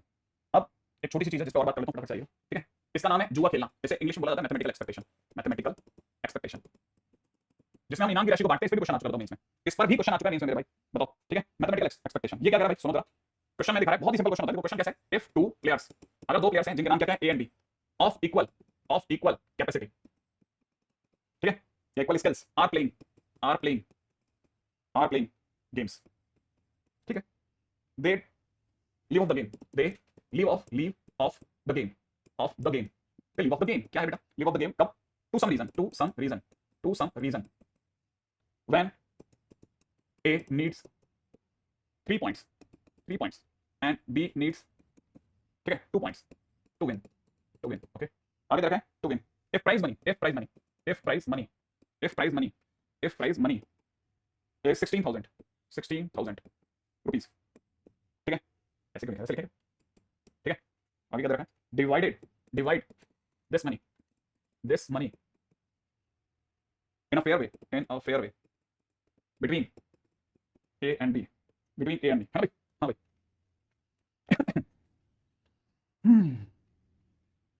दो, ये मैथमेटिकल एक्सपेक्टेशन है और उन्होंने 16,000 रुपए अपने बीच में रख रखे हैं, और 16,000 रुपए में वो ये कह रहा है कि बस अच्छा सा गेम चल रहा था, दोनों की इक्वल कैपेसिटी थी। मैं तो इसे बताऊं एक्चुअली प्राइस मनी के अंदर भी एक काम करते हैं, एक काम करते हैं ऐसे यो समझो कि 2 players of A and B of equal capacity, ठीक है, are studying for IIT। 2 A और B करके 2 बच्चे हैं, वो दोनों IIT की तैयारी कर रहे हैं, दोनों की कैपेसिटी या दोनों के स्किल्स बराबर है। आगे क्वेश्चन पढ़ना, वो बीच में छोड़ देते हैं, अभी बीच में छोड़ देते हैं ना, अभी बीच में छोड़ देते हैं, लाइन हटा देते हैं, इसको पढ़ना। व्हेन A नीड्स, जबकि A को अगर भाई उसे जीतना है, IIT में जाना है, तो A को क्या करना है, एक तरह से जो समझो 3 घंटे पढ़ना है, और B को 2 ही घंटे पढ़ना है, ये बहुत बुरी बात है। अब इसको बोलते हैं 3 टाइम्स पढ़ना है, 1 2 3 3 बार पढ़ने बैठना है, और B को 2 ही बार पढ़ने बैठना है, ठीक है। तो देखते हैं कि क्या फाइनल आंसर निकलेगा। ये तो 16,000 का बंटवारा होगा, वही हम समझेंगे कि IIT में एक बंदा जो 3 घंटे पढ़ रहा है और एक बच्चा जो 1 घंटे पढ़ रहा है, में कितना डिफरेंस क्रिएट होता है, देखते हैं, लेट्स सी ना, यूं समझो, देखते हैं आखिरकार आज देखते हैं हम कितना डिफरेंस क्रिएट होता है, एक पॉइंट की वजह से हम कितनी दूर जा सकते हैं, ठीक है। अभी मनी नहीं है, अभी हमारे लिए एम हो गया, ठीक है, यूं समझते हैं। अब जैसे कि मैं ये सोच रहा हूं कि A कैसे जीतेगा, A को जीतने के लिए दोस्तों कितने पॉइंट्स की जरूरत है, 3। इसका मतलब उसे 3 बार सक्सेस मिल जाए, वो जीत जाएगा, सही बात है। अब 3 बार सक्सेस या तो लगातार मिल जाए, या फिर क्या हो जाए, उसे 2 बार सक्सेस मिले, एक बार B को सक्सेस मिल जाए और फिर वापस से A को सक्सेस मिल जाए, चलेगा। अब आपने सोचा कि ऐसा भी हो सकता है सर एक बार, है ना, 3 में से किसी भी एक बार, याद रखना इसका मतलब है 3 में से किसी भी एक बार B को सक्सेस मिल जाए, तीसरी बार नहीं बोला मैं, समझ रहे आप? देखो आप सोचो, मैं आपके सामने एक चीज रखता हूं, पहले इसी चीज को समझाता हूं। मान लो पहली बार ए जीता, दूसरी बार बी जीता, तीसरी बार ए जीता, चौथी बार फिर से ए जीता, ठीक है, लेकिन क्या उसे 3 सक्सेस मिली अभी तक? ना, 3 लगातार सक्सेस। क्या ऐसा ये ले सकता हूं मैं, या मुझे चौथी बार भी एक सक्सेस की और जरूरत पड़ती? हाँ, अच्छा देखो अब यहां समझना, 3 पॉइंट है ना, 3 पॉइंट। अब यहां पे इस बात को समझना बहुत जरूरी है कि हम कैसे समझ रहे हैं चीजों को। 3 सक्सेस मिल गई, 3 पॉइंट मिल गए। उसने कहीं क्वेश्चन में लगातार बोला है? क्या उसने कहीं क्वेश्चन में लगातार बोला है? नहीं। अगर बाय द वे यहां एल नहीं आता, अगर यहां एल नहीं आता तो ए जीता हुआ था। अगर यहां पर एल नहीं आता तो जीता था। अच्छा, इसके सिवा ऐसा भी हो सकता था सर, 2 बार इसको मिल जाती और बाद में 2 बार इसे मिल जाती, तब भी तो ए सक्सेसफुल होता था। क्यों? जैसे ही ये केस उठता बी जीत जाता, बी जीता तो उसे 2 ही एल की जरूरत है, कहीं भी मिल जाए बस। अच्छा, क्या इसका मतलब सर आप ये कहना चाहते हो कहीं भी 2 एल मिल जाए मतलब ये कि सक्सेस एल ये भी मिल गया तो भी जीत गया? मैंने कहा तभी भी जीत गया, उसने कहीं नहीं बोला लगातार जीतना है। ठीक है, कहीं पे भी 2 लगातार हो गया, काम हो गया। अब एस को पहले 3 दिलवाने ही पड़ेंगे। अब कैसे दिलवाओगे? चलो आ जाओ दिमाग लगाते हैं। ठीक है, हाँ भाई अब बताओ इसके अंदर अब ये बाइनोमियल प्रोबेबिलिटी डिस्ट्रीब्यूशन तो रहा नहीं, ये तो सिंपल एक्सपेक्टेशन का क्वेश्चन हो गया। ठीक है, क्योंकि नंबर ऑफ ट्रायल्स तो हमारे पास में है ही नहीं। ठीक है, अब यहां क्या होगा, सक्सेस होने का चांस इक्वल स्केल्स है। इक्वल स्केल्स का मतलब ये कि प्रोबेबिलिटी ए जीते और प्रोबेबिलिटी बी जीते, दोनों के चांस हाफ हो गए। बोलो ना हाँ या तो मैं क्या इसे 1/2 का क्यों बोल दूं? क्या इसको समझने के लिए मैं बोल दूं कि मुझे फैक्टोरियल 3/2 दिख रहा है इनटू मैं 1/2 की का क्यों बोल दूं? सोचो आप जरा, क्या मेरा यहां से मेरे पास में आंसर बन गया? क्या मेरे पास में यहां से आंसर बन गया क्या? हाँ, मैं बस सुनने के लिए, बस एक लाइन को सुनने के लिए तरस रहा हूं कि आपका क्या सीन है, बस वो बता दो आप तो। हाँ हाँ हाँ हाँ, बोलो बोलो बोलो, आगे तो बोलो। फैक्टोरियल 3/2 करके मैंने इनकी सेटिंग कर ली। नहीं समझ में आपको? अभी भी एक कमी है, वो सुनना चाह रहा हूं उसको। अगर आपको समझ में आती 1/2 की पावर 4 बता रहा है कोई बच्चा, हाँ बिल्कुल सही बात है ना। देखो चाहे देखो कितने लोग हैं, इसका 1/2, इसका 1/2, इसका 1/2, इसका 1/2, तो 1/2 की पावर 4 होनी चाहिए ना। मैं वो 1/2 अलग से लिखवा देता हूं ताकि वो एल के नाम पे दिखता रहे। अभी समझ में आया है ना? अच्छा, उसने कहीं पे भी नहीं लिखा क्रम से आने चाहिए, किसी भी क्रम में चलेगा, बिल्कुल चलेगा है ना। अच्छा, अब ये ए के जीतने के चांस हो गए ओवरऑल कितने आए भैया? ये कितना आ गए 1/8 प्लस के अंदर ये कितना हो गया 3/16, ये तो हुआ आंसर हो गया 5/16। सही है, अगर ए के जीतने के चांस 5/16 है तो उम्मीद है कि प्रोबेबिलिटी बी के जीतने के चांस आप समझ गए? समझ गए क्या? बी के जीतने के चांस 11/16। अब जरा डिवीजन करो, डिवीजन ऑफ द मनी कर दो। क्या मैं डिवीजन ऑफ मनी सिखाऊं? मुझे आता है डिवीजन ऑफ मनी, आता है बेटा? सोचो एक बच्चे को 5/16 चांस है, 16,000 रुपए कैसे बटेगा? सोचो है ना, यहां से कटेगा और इसको कितना रुपया मिला? 5,000 रुपया मिला। लेकिन दूसरे को कितना मिला? 11/16 इंटू 16,000 बोले तो 11,000 रुपया मिला। समझ गए आप? सिर्फ थोड़ा सा 1 पॉइंट का डिफरेंस। क्या आपकी रैंक 5,000 है या 11,000 है? आप कहां स्टैंड करते हो? इतना आसानी से इस बात को समझा जा सकता है कि एक छोटी सी चीज आपको कितनी दूर तक बात समझा सकती है। ठीक है, उम्मीद है कि आप में से कई बच्चे अब थोड़ा और गहराई से चीजों को समझेंगे। ठीक है, एक छोटा टाइटल और बचा है, बस उसको भी खत्म कर दूं ताकि, है ना, इसका नाम है ज्योमेट्रिकल प्रोबेबिलिटी। ज्योमेट्रिकल प्रोबेबिलिटी, कई लोग इसी की वजह से कुछ क्वेश्चंस नहीं कर पा रहे हैं अपनी शीट में। जिस तरह के क्वेश्चंस वो पूछते हैं उससे साफ पता चल जाता है कि यार इनको ये क्वेश्चन इसलिए नहीं आ रहा क्योंकि शायद इस पे कभी उन्होंने सुना है। ठीक है, ये तो बकवास वाला पहला क्वेश्चन एकदम बकवास रहा ताकि हर तरह का बच्चा जुड़ जाए। 2 पॉइंट्स आर पिक्ड, ठीक है, एट रैंडम, एट रैंडम। ठीक है, 2 points are picked at random on a unit circle, on a unit circle x² + y² = 1।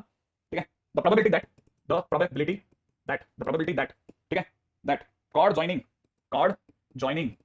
2 points, ठीक है, 2 points, chord joining 2 points has length at least 1। ठीक है, chord joining length at least 1 is question mark exactly यही है। हाँ भाई, हाँ भाई क्या कर रहा था बताइए साहब? ये हमारा सर्कल है, आई एक्सपेक्ट पता होगा है ना, और ये हमारा सेंटर होगा 0 0, एग्जैक्टली ऐसे ही कुछ होगा। अब क्वेश्चन वाला कह रहा है कि कोई भी 2 पॉइंट को जोड़ने वाली कॉर्ड हमेशा एक से ज्यादा लंबाई की हो। ठीक है, कैसे निकाला जाए? मान लेते हैं किसी कॉर्ड की लंबाई 1 है, इसकी लेंथ 1 मान लेते हैं। सही बात है, अगर लेंथ 1 है, ठीक है, तो कैसे इस क्वेश्चन को कैसे करा जाएगा? अगर लेंथ 1 है, इससे कैसे निकालें? सोचो सोचो सोचो, लेंथ 1 है, इससे ज्यादा लेंथ को कैसे जाएं? मैक्सिमम लेंथ होगी, ये बात एग्री कर गया। चलो मैक्सिमम लेंथ होगी, चलो मैं ये बात भी मान गया कि मैक्सिमम लेंथ 2 होगी। मैक्सिमम लेंथ कितनी होगी? 2 होगी। चलो मानता हूं ये बात। पहले एक छोटा क्वेश्चन करता हूं कि जिस दिन लेंथ अगर 1 है, जिस दिन लेंथ अगर 1 है उस दिन कोई खास बात होती है कि इस पे सब लेंथ 1 ही आएगी सर। फेवरेबल केस ये होगा सर, लेंथ तो 1 आएगी। अगर बाय द वे ठीक लेंथ, अगर एटलीस्ट पे बाद में लेंथ अगर 1 है, कोई ऐसी चीज है जो स्ट्राइक करती है आपको, लेंथ 1 होने पर क्या हो सकता है? कुछ भी जो दिमाग में आ रहा है बताइए। सेंटर पर दोनों पॉइंट अलग क्वाड्रेंट में होंगे। अच्छा, और सेंटर पे क्या होगा? वेरी गुड बेटा, बहुत शानदार बात। इसने एक बात तो बताई है, एटलीस्ट ये कॉर्ड के सामने किसी एंगल को इन्वॉल्व करना चाह रहा है, बात एकदम बराबर है। ठीक है, अच्छा, अगर बाय द वे यही वो 2 पॉइंट है जिनके बारे में बात हो रही थी, ए और बी, और उसी की वजह से अगर बाय द कॉर्ड की बात हो रही है, 2 points are picked on random at a unit circle of this, the probability that the chord joining these 2 points has a length of at least 1। Okay, ये कुछ मेरे को कुछ 30 डिग्री वगैरह कुछ इसने बताने की कोशिश करी है। मुझे तो ये वाला एंगल और बता दो, ये एंगल निकाला जा सकता है अगर लेंथ 1 हो तो क्या खास होगा इससे? 60 डिग्री होगा, 60 डिग्री होगा। अच्छा, ओ दैट्स गुड, ये 1 है, ये 1 है और ये लेंथ भी 1 है, तो इसका मतलब ये 60 डिग्री एंगल बन गया। ओके, ये 60 डिग्री बन गया। Good good good good. अगर 60 डिग्री एंगल बन गया तो अब हमारे को हर हालत में एंगल जो है वो 60 से ज्यादा चाहिए। इसका मतलब ये कि 60 से ज्यादा चाहिए, और कहां तक जा सकता है? मैक्सिमम कितना हो सकता है? मैक्सिमम 180 हो सकता है। तो इसका मतलब ये कि 60 से ज्यादा चाहिए, इसका मतलब ये कि probability of these two numbers means this angle greater than 60। ठीक है, प्रोबेबिलिटी ग्रेटर देन 60 और मैक्सिमम हो सकता है 180। ऊपर इसके बाद में 60 से ऊपर लेकर के जाना, इसका मतलब क्या करा जाए? 180 - 60 कर दूं? ऐसा देखो, आपको मैंने बताया था, देखो कितना छोटा सा क्वेश्चन है, आपको अभी भी अटका रहा है। मतलब फेवरेबल केस क्या होगा, कि फेवरेबल केस ये होगा sir, maximum length theory, total length theory और अपॉन में आपकी फेवरेबल लेंथ कितनी होगी, फेवरेबल लेंथ और मैक्सिमम लेंथ, बस आपके दिमाग में या तो फेवरेबल एंगल और अपॉन में मैक्सिमम एंगल ये हो सकता है। मैक्सिमम एंगल ये रहा 180 जैसा आपने बताया, फेवरेबल एंगल कितना होना चाहिए बस ये बता दो आप, तो उससे आपका आंसर आ जाएगा। क्या होगा, मेरे पास ऑप्शंस भी हैं, ऑप्शन दूं, मेरे पास ऑप्शन है 4/9, ठीक है, एक आंसर है 1/3, एक आंसर है 1/6, एक आंसर है 2/3। लेट्स सी आप में से कौन बच्चा दिमाग लगाता है। तो probability that the chord joining the two points has length at least 1, माने आपकी लेंथ जो है वो हमेशा एक से ज्यादा बड़ी आनी चाहिए। माने जो आपका एंगल है, जो आपका एंगल है, अगर आप थीटा की बात करते हो तो थीटा हमेशा 60 डिग्री से ज्यादा होना चाहिए इसके दोनों पॉइंट्स का। 2/3, अरे सामने ही पड़ा हुआ यार, तुम कहां बैठ रहे हो। देखो आपको ये तो समझ में आता है कि अगर आपको जाना है तो फेवरेबल केस तो यही होगा ना, इसका 60 से कम तो चाहिए, क्या क्या चलता है 60 से तो ज्यादा ही चाहिए बॉस, 60 तो आपका मिनिमम है जिसका आपकी लेंथ बना रही है। इसका मतलब ये कि बाकी बचा एंगल 60 से ज्यादा में जाके गिरेगा तो ही आपके काम बनेगा। माना आपका एंगल 120 डिग्री के अंदर अंदर आना चाहिए, रिमेनिंग 120 के अंदर आना चाहिए। हाँ आंसर 2/3 है, एग्जैक्टली, इतना सिंपल क्वेश्चन हो गया, सोच भी नहीं सकते, आपको दिखेगा एकदम दिख जाएगा, 2/3 क्वेश्चन हो गया खत्म। फेवरेबल केस, बिल्कुल आप उसके सर पे बैठे हुए थे, ठीक है। देखो जो इसमें सबसे अच्छा क्वेश्चन है ना, जिसको सबसे डिफिकल्ट क्वेश्चन का सेट माना जाता है वो ये वाला क्वेश्चन है, देखो ठीक है। अब ये कितना डिफिकल्ट आप समझना जरा, जैसे मैं आपको समझाता हूं, ये तो पूरी तरह मेरे को खेल लेना प्लीज, हां। टू पर्संस, कौन कौन से दो पर्संस हैं, A and B, two persons A and B decided to meet, ठीक है, decided to meet at a particular place, at a particular place, ठीक है, पार्टिकुलर प्लेस, ठीक है, particular place between 2 PM, between 2 PM to 3 PM, ready, with the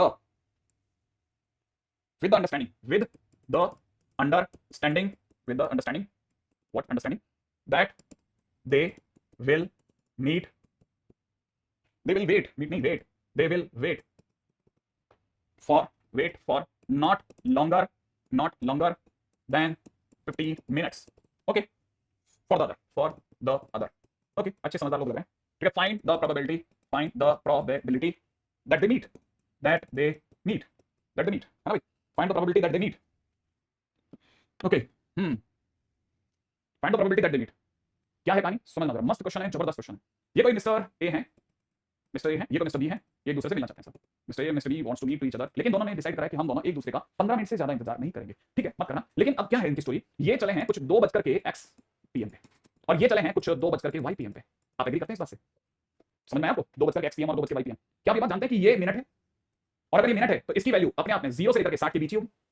क्या agree करते हैं कि y अगर मिनट है 2:10 मिनट, 2:15 मिनट, 2:20 मिनट, ऐसा समझ में आता है अपने को, तो जो भी मिनट की वैल्यू होगी वो 0 से 60 के बीच ही होगी। एग्री करते हो, कोई नहीं करता, अच्छा करते हैं। अच्छा अगर भाई आप एग्री करते हो तो एक काम करते हैं, इधर से x का और इधर से y का एक चार्ट बनाते हैं। हमको पता है कि x के नाम पर हमारे पास 0 से लेकर 60 मिनट तक की दूरी है और y के नाम पर भी हमारे पास 0 से 60 मिनट तक की डिस्टेंस है, ठीक है। अब हम इसको यहां से और यहां से मिला लेते हैं, चलेगा। अगर इन्होंने मिनटों का अंदर अपने 15 मिनट का गैप नहीं रखा होता तो इसमें कहीं पे भी मिलते, आराम से गाड़ी निकलती, क्योंकि ये भी 60 मिनट, ये भी 60 मिनट के गैप में चलते, लेकिन इन्होंने मामला फंसा लिया कि नहीं साहब x और y के बीच की दूरी का मॉड 15 से कम ही रखने का है। अब आप सोचोगे मॉड क्यों आया, क्या आपको बात समझ में आई, ये x मिनट है, ये 2:x मिनट पे पहुंच रहा है, ये y मिनट पहुंच रहा है, दोनों के बीच का गैप 15 से कम ही होना चाहिए। अच्छा मॉडुलस क्यों लगा, दोनों में से कौन पहले पहुंचेगा किसी का पता नहीं, लेकिन आप ये तो जानते हैं, लेकिन सर इसका मीनिंग तो सर अब ये हो पड़ा 15 और -15, सही बात है। और अगर ये हो पड़ा तो सर इससे दो बातें समझ में आती है, इसको समझने के लिए मुझे x - y = 15 दिखाओ सर। अगर ये दिखाओ तो मुझे ये भी दिखाओ कि y = x - 15 क्या होता है, तो y = x, तो ये वाली लाइन होती है सर। और अगर आपने -15 कर दिया तो इसको 15 नीचे खींच डालो सर, तो साहब हमने इस लाइन को पकड़ा और 15 नीचे खींच लिया, क्या सर कर दूं। अब ये उस साइड पे -15 से गुजर रही है, उम्मीद आपको पता होगा। अच्छा अगर भाई इस वाले की बात करते हैं तो इस दूसरी लाइन की बात करता हूं तो दूसरी लाइन में दिख रहा है x - y = -15, इस साइड से देख रहा हूं तो चीजों को, और अगर मैं इस साइड से देख रहा हूं तो मुझे ये भी समझ में आ रहा है कि भैया y की वैल्यू अपने आप में कितनी होने वाली है, x + 15, सोचने वाला समझ जाएगा। और y = x + 15 इसका मतलब ये कि सर आप दूसरी लाइन अगर y = x होती तो फिर से यही होती, y = x अपने आप में यूं लाइन होती, लेकिन आपकी बात क्योंकि आपने x + 15 कर दिया है तो आप इस लाइन को उठा करके 15 ऊपर ले चलो सर, सही बात है। इस समय पर ये भैया 15 से गुजरेंगे, एग्री करते हो आप। और अगर ऐसा है तो इसका मतलब ये कि ये दोनों बंदे एक दूसरे से तभी मिल पाएंगे जब वो इस ग्रीन जोन में आ जाए, सही बात है, इसमें तभी मिल पाएंगे जब वो इस ग्रीन जोन में पड़ जाए, एग्री। इसका मतलब ये कि अगर भाई इनके मिलने की कोई प्रोबेबिलिटी निकालेगा तो उसके पास में total charge 60 minute by 60 minute का होना चाहिए था, याद है ना, 60 बाय 60 का। और उसमें से कब वो नहीं मिलेंगे, अगर भाई वो इस जोन में खड़े हैं, जोन में खड़े हैं, तो मुझे एक तरह 60 के स्क्वायर वाले जोन में से किसको हटा देना चाहिए, दो ट्रायंगल्स हटा देना चाहिए। अगर मैं दो ट्रायंगल हटाना चाहता हूं तो 2 × 1/2 इंटू बेस की बात करूं, उम्मीद है कई बच्चों को पता होगा ये भी सर 15 हो चला है, तो ये वाला गैप जो है 45 हो चला है, और ये 45 हो तो ये भी 45 हो चला है, समझ गए सर आप। तो इसका मतलब ये कि यहां पे हो गया 45 का स्क्वायर कर दो सर, 45 का स्क्वायर, बस बात खत्म होगी, 2 से 2 काटो, फाइनल आंसर में 60 - 45 मल्टीप्लाइड बाय 60 + 45 करो, सही बात है। और नीचे आपका 60 × 60 पड़ेगा। अब आपको ये पता होगा ये हो गया सर 15, ये हो गया सर 105, और नीचे की तरफ आपका 60 × 60 पड़ा है, तो उड़ा दो, ये हो गया 4 बार, ये 15 से गया कितनी बार, 7 बार, ये 15 से गया 4 बार, फाइनल आंसर हो गया 7 + 16, एग्री। तो ये क्वेश्चन मतलब अब आप देखो, इसको देखने के बाद कौन सोच सकता है कि अच्छा सर ये ज्योमेट्री में घुस गया, इसलिए तो क्वेश्चन नहीं हो पाते ना। तो आप इस चीज को इस तरह देखा ही नहीं आपने लाइफ के अंदर, कभी आपने दूसरे आदमी ने आपको ये सब पढ़ने का मौका ही नहीं दिया कि इस लेवल पे जाने मत दो, लफड़ा काटो, जाएगा तो मरवा देगा सर, ये बिल्कुल इस लेवल तक जाने मत दो, खत्म, पहले उड़ा दो सर। तो ये हमारा ज्योमेट्रिकल है ना की बात हो गई। हां भाई मैंने कैसे लिया कि हमारा फेवरेबल केस तभी होगा जब 120 डिग्री के अंदर कहानी बने, मतलब हमारा फेवरेबल केस 120 डिग्री में, 60 से बड़े वाले में सारे केसेस हमारे 120 के अंदर। देखो तुम्हारे सामने अगर मैं हाँ तो वो उसी में आएगा, मतलब आपके अंदर के एंगल अगर 60 पॉइंट एक सेकंड से अंदर के एंगल अगर आपके 60 पॉइंट समथिंग, जैसे आप बात बता रहा हूं 63 ले लेते हैं, अगर अंदर एंगल जो है ना वो 63 है, तो इसका मतलब ये जो बाकी बचा एंगल है जो 180 में से घटने वाला एंगल है वो ऑटोमेटिकली 120 के अंदर आके ड्रॉप हो गया। देखो जरा मानता हूं, ये देखो जरा, अगर ये वाला एंगल जो है ना, ये वाला एंगल आपने ये कह दिया कि सर जी ये बढ़ गया है, ये वाला एंगल 63 हो चला है, अगर ये 63 हो चला है तो ये लंबाई 1 पॉइंट समथिंग समथिंग हो गई पक्का। और अगर ये वाली लंबाई अगर 63 से मतलब 60 से बढ़ गई तो ये वाला एंगल और ये वाला एंगल का सम जो है वो 120 के अंदर आ गया, माने 2/3 के अंदर आ गया प्रोबेबिलिटी। ठीक है, हालांकि इसमें इन्होंने एक बहुत भयानक गड़बड़ कर दी है, वो ये कि आपको ये शब्द बोल करके थोड़ा डरा दिया, एटलीस्ट बोलते तुम्हारे दिमाग में एटलीस्ट 1 माइनस नथिंग, वो वही इकलौता शब्द जो इसमें थोड़ा आपको हैरान कर सकता है, बाकी कोई कारण नहीं है। बाकी सब कोई समझ में आती है 120 के अंदर आती है, माने इसकी प्रोबेबिलिटी के अंदर, इस केस की प्रोबेबिलिटी के अंदर आती है, लेंथ 1 से बड़ी हो गई। ठीक है, आगे बढ़ो। हां भाई, एक आप में से कई बच्चों का बोल रहा है जल्दी से, कल काफी सारे बच्चों ने मेरे को बहुत अच्छे रिप्लाईज भेजे, I agree to few of them. ठीक है, उनमें से कुछ लोगों का मेरे को पसंद भी आया कारण, लेकिन मतलब मैं अभी भी ओवरऑल जैसे कहना मैं थोड़ा समझ नहीं पाया कि आप फाइनली मुझसे मतलब कैसे उम्मीद कर रहे हैं किस चीज को लेकर के, वो जैसे कल वाला क्वेश्चन है ना, बस इसको भी अपन वाइंड अप करें। ये ठीक है, बहुत सारे बच्चों ने भेजा, बहुत अच्छा, बहुत अच्छे रिप्लाईज भी थे।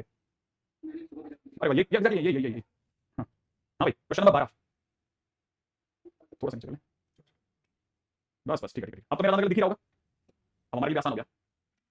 हाँ भाई, क्वेश्चन नंबर फर्स्ट, पहले क्वेश्चन की अगर बात करी जाए तो ये वाली कहानी है ना, जरा इस कहानी को समझो आप। ये कहानी को समझने के लिए आपने ये क्यों नहीं सोचा कि ये एक है, सोचा आपने ऐसा, ये भैया हमारे ई वाले भैया हैं, ये वाले भैया हमारे एफ वाले भैया, ये वाले जी वाले भैया हैं। ठीक है, हमको ऐसी बात करनी है जिसमें ई और एफ तो पर जी आउट हो जाए, ये वाला इलाका, क्या अपन इसी बारे में बात करेंगे? और ये निकालने के लिए तो सर अपने को ना, ये निकालने के लिए तो सर अपने को ये आंख पूरी उठा लेनी चाहिए। मैंने अगर आप इसकी बात करेंगे ना, P E intersection F intersection G bar की अगर बात करेंगे तो पहले तो मैं ई और एफ की पूरी ये वाली साइड उठा लूंगा, मैं इस तरह ये वाला जो है पूरा उठाना चाहूंगा, ये वाला पूरा उठाने के बाद में उसमें से सर ये बीच वाला निकाल देते हैं, इसमें से अगर आपने बीच वाला निकलवा दिया तो ई इंटरसेक्शन एफ इंटरसेक्शन जी तो काम खत्म हो गया, राइट। लेकिन सर अपने को मैक्सिमम चाहिए, तो मैक्सिमम चाहिए, लेकिन उसमें ये वाला बंदा तो फिक्स ही है ना, ये तो एक बड़ा देकर रोक दिया इसने, अब आप इसे हिला नहीं सकते, ये तो फिक्स हो गया, ये तो गिवन है ना, फिक्स है। तो इसका मतलब ये कि अब अगर आपको इसका मैक्सिमम चाहिए तो इसे बढ़ाओ सर, इसे जितना बड़ा कर सकते हो कर दो। अगर आपको मैक्सिमम चाहिए तो मैक्सिमम यही मैक्सिमम हो सकता है और कुछ मैक्सिमम नहीं हो सकता सर। और किसी भी दो ई और एफ में मैक्सिमम निकालने के लिए है ना, मैक्सिमम इंटरसेक्शन निकालना, आपको मैक्सिमम नहीं निकालना, मैक्सिमम इंटरसेक्शन निकालना। तो मैक्सिमम इंटरसेक्शन तो तभी होता है जब एक बंदा दूसरे के अंदर पूरे घुस जाए, तभी मैक्सिमम इंटरसेक्शन हो सकता है। अब आप सोचो जरा सर, किसी का अगर वैल्यू अगर 1/8 है, किसी का 1/6 है, तो ऑब्वियस बात है सर 1/6 वाला बड़ा है और 1/8 वाला छोटा है, तो 1/8 अंदर जा सकता है सर, और मैक्सिमम इंटरसेक्शन होगा तो ये 1/8 बन सकता है, इससे तो बड़ा बना नहीं सकते आप किसी को। अगर आपने अगर इसके ऊपर इसको रखा है, उसके ऊपर इसको रखा, finally intercepted part, intersected part तो यही आएगा इंटरसेक्टेड, और इससे बड़ा इंटरसेक्शन आप कर नहीं सकते। इसको आप ज्यादा आपने सोचा कि मैं ऐसा कर लूं, नहीं ये तो कम इंटरसेक्शन होगा ना, ऑब्वियस बात है, ज्यादा इंटरसेक्शन तो पूरे अंदर आ जाएगा, तो इसका मतलब ये कि मैक्सिमम तब हो सकता है जब 1/8 हो जाए, और अगर 1/8 हो गया तो क्या होगा, तो देख लेना क्या आंसर आएगा, यही आंसर हो जाएगा। कितना हो गया 80 ऊपर 10 -2 तो 1/40 हो गया मैक्सिमम, इसका मतलब ये सही बोल रहा है बंदा। ठीक है, इसका मतलब सही बोल रहा है, ये सही बोल रहा है। अच्छा ये देखो जरा, इसमें देखो, अब ये वाले को समझोगे तो यहां लिखा हुआ है ई के ऊपर बार है ना, ई के ऊपर बार है। अब ई के ऊपर बार है, इसका मतलब मुझे क्या करना चाहिए, ई को हटाना है, तो मैं प्रोबेबिलिटी एफ इंटरसेक्शन जी में से probability E intersection F intersection G हटा देता हूं। तो एफ और जी में से अगर ये वाला हटाऊं तो ये वाला पार्ट अपने आप हट जाएगा। ये फिर से पिछला वाला क्वेश्चन हो गया, अब की बार किसके पास आ गया, जी की जगह किसके आ गया, सही है। अब यहां पे अगर भाई आपने ये सोचा तो आपको ये भी बताना चाहिए कि एफ इंटरसेक्शन जी, ये तो फिर से अगर वही दिखा देता है, एफ और जी के बीच का इंटरसेक्शन है, एफ और जी के बीच का इंटरसेक्शन में छोटा कौन है, छोटा कौन है 1/6, वही अंदर जा सकता है। तो इसका मतलब ये कि ये वाला केस हो जाएगा 1/6 मैक्सिमम निकालने के चक्कर में, याद है ना, फिर से मैक्सिमम होगा एक के अंदर दूसरा ही जाएगा, क्योंकि मैक्सिमम की बात हो रही है, माइनस में कॉमन पार्ट इज 1/10, ये समझ में आ रहा है आपको, बार-बार बोल रहा हूं तुम्हें, इंटरसेक्टेड पार्ट। तो फिलहाल अगर देखा तो इट इज नथिंग बट 60 और ऊपर की तरफ से कितना हो गया, 60 के साथ 10 -6 बोले तो 4/60, 4/60 मतलब कितना हो गया 1/15, इसका मतलब ये वाला नंबर भी सही बात बोल रहा है, ये ऑप्शन भी सही है। अब आते हैं सी ऑप्शन पे, है ना, सी ऑप्शन क्या कहता है, दोनों तीनों का यूनियन 13/24 से, तीनों का यूनियन 13/24 से, मतलब मेरे को अब तीनों के यूनियन का मैक्सिमम चाहिए। यूनियन का मैक्सिमम तब हो सकता है जब इंटरसेप्टेड पार्ट हो ही नहीं, तीनों दिख रहे हो, क्योंकि इंटरसेप्टेड पार्ट अगर आ गया तो हमारे को तीनों के सम में से माइनस करना पड़ जाएगा इंटरसेप्टेड पार्ट। ये आपको समझ में आया, फार्मूले से अगर आपको याद हो p + pf + pg में से E intersection F E intersection G minus करना पड़ जाएगा, और मैं क्यों माइनस कर रहा हूं, जरा सा भी माइनस हुआ एक कम होना चालू हो जाएगा। तो अपने आपको तीन अलग-अलग इलाकों में बांटो, तभी मैक्सिमम यूनियन मिलेगा मुझे, मैक्सिमम यूनियन माने मैक्सिमम जगह अडॉप्ट कर पाऊंगा मैं वेन डायग्राम में, और तभी हो पाएगा, तभी it is what, it is 1/8 plus में कितना 1/6 प्लस कितना 1/4, अब तो हो जाएगा, आई थिंक 13 समथिंग आता है। ठीक है, 24 के हिसाब से वैसे भी लो, 3 इधर का 2 इधर का, 3 और 4 7, 7 और 6 13, हां यही आ गया, ये भी सही है। ठीक है, क्या क्या दे रखा है, ना ये दे रखा, अरे उसने बोला है अगर ऐसा हो तो, अगर ऐसा हो तो भैया उसने ये भी तो बोला है कि अगर भाई हमारे को ज्यादा चाहिए तो क्या, ज्यादा से ज्यादा चाहिए तो इंटरसेप्टेड हटा देना, अगर ज्यादा चाहिए तो इंटरसेप्टेड पार्ट हटाओ, आप इंटरसेप्टेड पार्ट हटाओगे तभी आपका आंसर बनेगा, नहीं बनेगा नहीं। ठीक है, कॉमन पार्ट उस केस में 0 हो जाएगा, कॉमन पार्ट उस केस में 0 मानेंगे हम, और कुछ मान ही नहीं सकते, खुद ही मान रहे हैं मैक्सिमम लो लाओ, मैक्सिमम ला रहे हैं वहां पे, और क्या लेट, हां वही, तभी ना बहुत सोच समझ कर इतना खतरनाक तरीके से पेपर बनाया जा रहा है। ठीक है, अब ये कभी तो देखो आप में से कई लोगों ने डेफिनेटली इसके सॉल्यूशंस भी समझने की कोशिश करेंगे, पकड़ नहीं आता, ये जो आपके मन में बातें आई ना वो सब आती हैं सभी के मन में। क्या लिखा है अगले वाले के अंदर, ये तो मेरे को पता है ना कि मेरे को अगर किसी ने लिखा है ये बार और ये बार हो गया, है ना, सही बात है, इसका मतलब 1 - प्रोबेबिलिटी ऑफ पूरे का बार कर दूं, हां या 1 - प्रोबेबिलिटी पूरे का बार, हां मैंने ई यूनियन एफ यूनियन जी ऐसा लिखूं, सोचिए आपने अगर अपन ऐसा लिख रहे हैं 1 मतलब आप पहले ये डिसाइड कर लो कि मतलब मैं आपसे बस एक ही चीज के ऊपर चाह रहा हूं, बस सिर्फ एक ही चीज आपसे, हाँ मैं आपसे क्या मांगना चाह रहा हूं ना, एक मिनट रुक जाओ जरा, मैं अपनी बात पहले पूरी कर दूं, पहले मेरी साइड से बात पूरी हो जाएगी ना, तब मैं आपसे पूछ पाऊंगा, क्या मेरे को सिखाओगे तभी तो मेरे को पकड़ना आएगी बात। हाँ मेरे को क्या पकड़ना आना चाहिए, मुझे ये बताओ कि अगर कोई मेरे को ये कह रहा है, अगर कोई मुझे ये कह रहा है कि probability A bar intersection B bar, तो this is equal to probability A union B का बार, ऐसा आराम से सोचो, ऐसे कोई जल्दी नहीं मेरे को, आराम से सोच लो पहले, उसमें चलें अपन और पीछे चलते हैं, किस में चलते हैं, सेट्स में चलते हैं, सेट में चलें, सेट में चल करके देख लें, आपसे सेट पूछ लेता हूं, सेट से आपको समझ में आ जाएगा, मुझे समझा दोगे आप। ठीक है, सेट्स में बस एक तो बीमारी रही है, वरना आप ऐसे धोखा खाते रहोगे कि मेरे को अगर कोई कह रहा है, ठीक है, अच्छा मैं क्यों सेट्स में भी एन क्यों ले रहा हूं मैं, ठीक है, मेरे को कोई कह रहा है कि ए बार इंटरसेक्शन बी बार, ठीक है, इज इक्वल टू किसका बार, ए यूनियन बी का बार, ऐसा ये कोई लॉ होता है क्या? डी मॉर्गन ये होता है क्या? आप बहुत हल्का बोले, मतलब ऐसा आपके मन में बात मेरे पकड़ में नहीं आई, आप सही मान लो कि गलत मान लो, मैं पकड़ नहीं पा रहा। सही है ना? हाँ, मतलब अब ये सही है तो फिर प्रोबेबिलिटी में भी सही है, और अगर प्रोबेबिलिटी में सही है तो फिर तो आ जाओ, फिर तो कोई तकलीफ नहीं है, फिर तो आप मेरी बात मतलब पता नहीं बात एग्री करो, जबरदस्ती एग्री करो, मेरे वो जबरदस्ती वाली बात पकड़ नहीं आई, बस मेरे को लग रहा है कि शायद बात समझेंगे। ये अगर तीनों का इंटरसेक्शन का बार बार है तो मैं कहूंगा ई कितना यूनियन एफ यूनियन जी का whole bar, and this is equal to 1 minus probability of E union F union G, ऐसा कह सकता हूं। अच्छा, जब मैं ऐसे लिख रहा हूं तो 1 माइनस में पीई पी बोले तो 1/8 प्लस में पीएफ बोले तो 1/6 और पीजी बोले तो 1 कितना 1/4, ठीक है? ठीक है, माइनस में P E intersection F, minus में पी ये नहीं दिया हुआ ना, एफ इंटरसेक्शन जी, माइनस के अंदर पी पी व्हाट क्या आ गया, एफ इंटरसेक्शन ई इंटरसेक्शन जी, ठीक है? एंड प्लस के अंदर 1/10, एग्री? जिसमें से ये आपने बताया 3/24 ये 1/10, इसको तो आप माइनस में कर दो, तो ये हो जाएगा 1 माइनस कितना 3/24 और माइनस का 1/10 कर दो, और ये तीनों प्लस में आ गए, ये तीनों प्लस के हो गए, मानते हो कि प्लस के हो गए? अरे मैं इसको लिख सकता हूं ई इंटरसेक्शन एफ प्लस के अंदर कितना पी एफ इंटरसेक्शन जी प्लस के अंदर कितना पी ई इंटरसेक्शन जी, ये होगा। अब मुझे छोटी छोटी बातें समझाओ, मेरे को क्या करना है, मेरे को इसका मैक्सिमम चाहिए, तो मैक्सिमम में ये वाला पार्ट तो फिक्स हो गया ना बेटा। अब मेरे को अगर by the way intersected part का मैक्सिमम चाहिए, इंटरसेक्टेड पार्ट का देखो ना, आप देखो पढ़ो तो सही, ये तो फिक्स होगा, आपको इंटरसेक्टेड पार्ट का मैक्सिमम, इसका मैक्सिमम चाहिए। इंटरसेक्टेड पार्ट का मैक्सिमम तभी आता है जब एक बंदा दूसरे में पूरा घुस जाए, तो ई और एफ में मैक्सिमम इज छोटा वाला 1/8, कितनी अजीब सी बात है, मैक्सिमम इज छोटा वाला, एफ और जी में मैक्सिमम इज 1/6 और उस वाले के अंदर 1/8 अगेन। अब आप कर लेना, आंसर आता है 100%। क्या क्या क्या 1/10 को इसमें क्यों जीरो क्यों नहीं लिया? अच्छा, क्या ऐसा हम सोच रहे थे क्या, देखो जरा, कि क्या आप ये सुनना चाह रहे थे कि इसका मैक्सिमम हो, हाँ या ना, हम ये ढूंढ रहे हैं इसका मैक्सिमम हो, इसका मैक्सिमम हो, इसका ये मैक्सिमम तभी आएगा जब इसका मिनिमम हो, हाँ या ना, और इसका मिनिमम तभी आएगा जब ये बना रहे, अगर इसे जीरो कर दिया तो आप और बड़ा वैल्यू लिया होगे, ठीक है? तब तो गड़बड़ हो गया आपसे, अगर वो 1/10 हटा तो फिर आपको फंसा देगा, ध्यान रखना, तब आपको फंसा देगा बिल्कुल 100% है।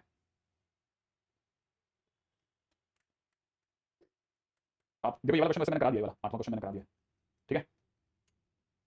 आपको एटलीस्ट मुझे लगता है 2012 वगैरह तो कर ही लेना चाहिए, छोटे मोटे वो तो बहुत आसान थे, ठीक है?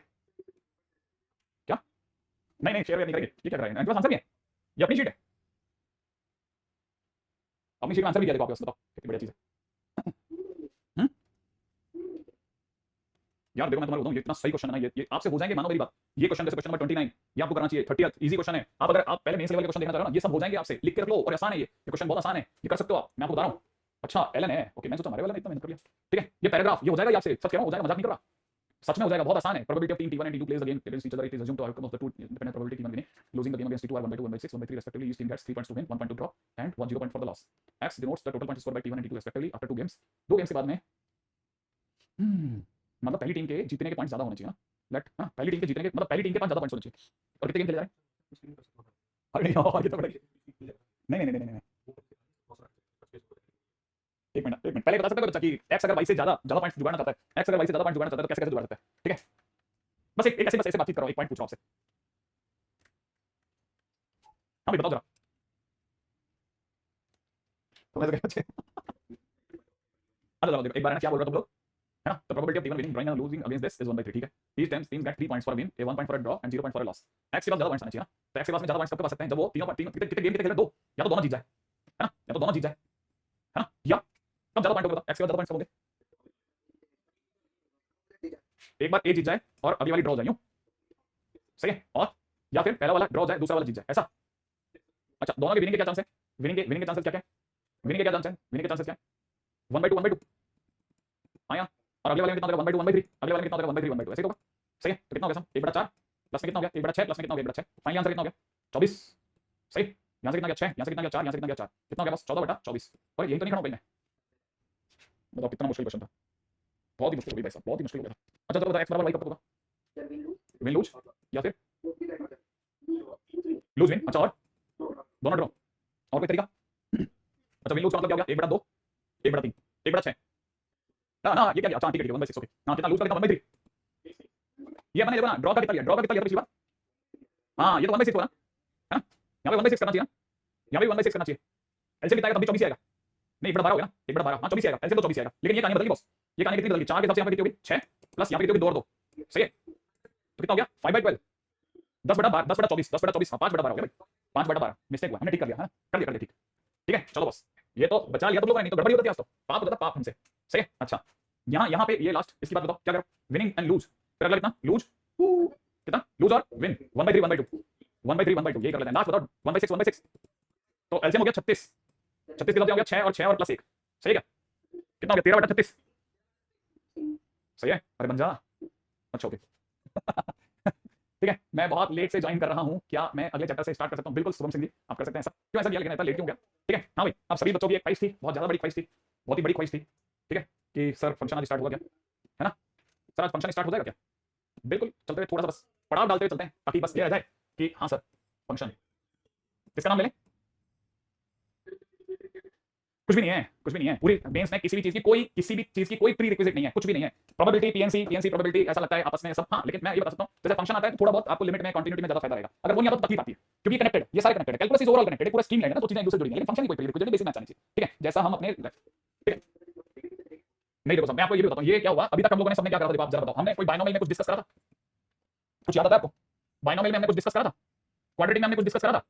आप देखो सीक्वेंस एंड प्रोग्रेशन में हमने कुछ डिस्कस करा था?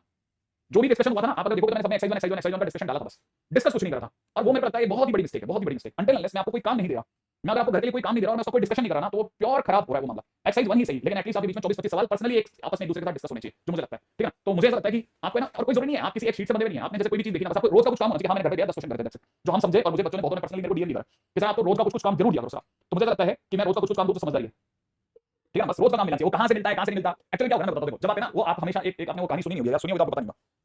आपको यहाँ पर कैसे चलना पड़ता है, मैं एक सीन समझाता हूं, बड़ा बहुत सिंपल सा सीन है।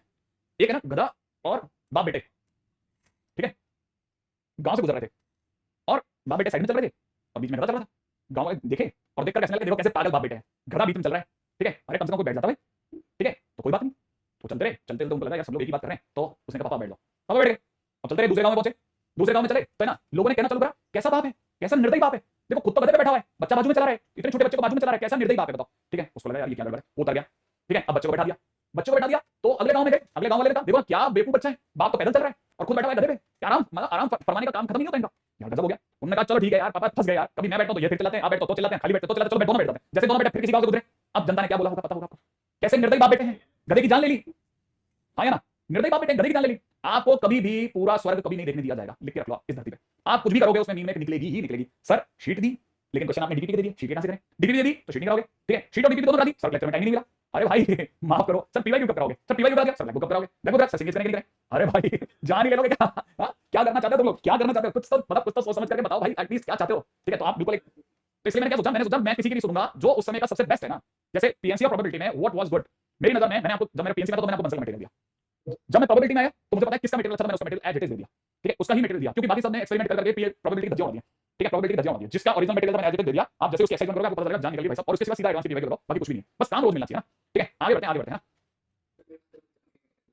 अच्छा बहुत अच्छा मटेरियल है, बहुत खतरनाक मटेरियल है वो, ठीक है। सर जी कल गणेश पूजा है, हाँ सर मैंने जो आपको एडवांस वाले सॉल्यूशन भेजा था उसमें आपने नहीं बोला, अरे वो नहीं से बोला तो क्या बोल रहा था, है ना। कल वाले किसी क्वेश्चन के अंदर क्या क्वेश्चन था, मैं तो ये भी भूल जाता हूं, कोई क्वेश्चन था ना कल वाले क्वेश्चन में, आप लोग क्या मस्ती कर रहे थे, मैं तो क्वेश्चन देख भी नहीं पा रहा था, कल कोई क्वेश्चन हो रहा था हमारा, यही था, ठीक है।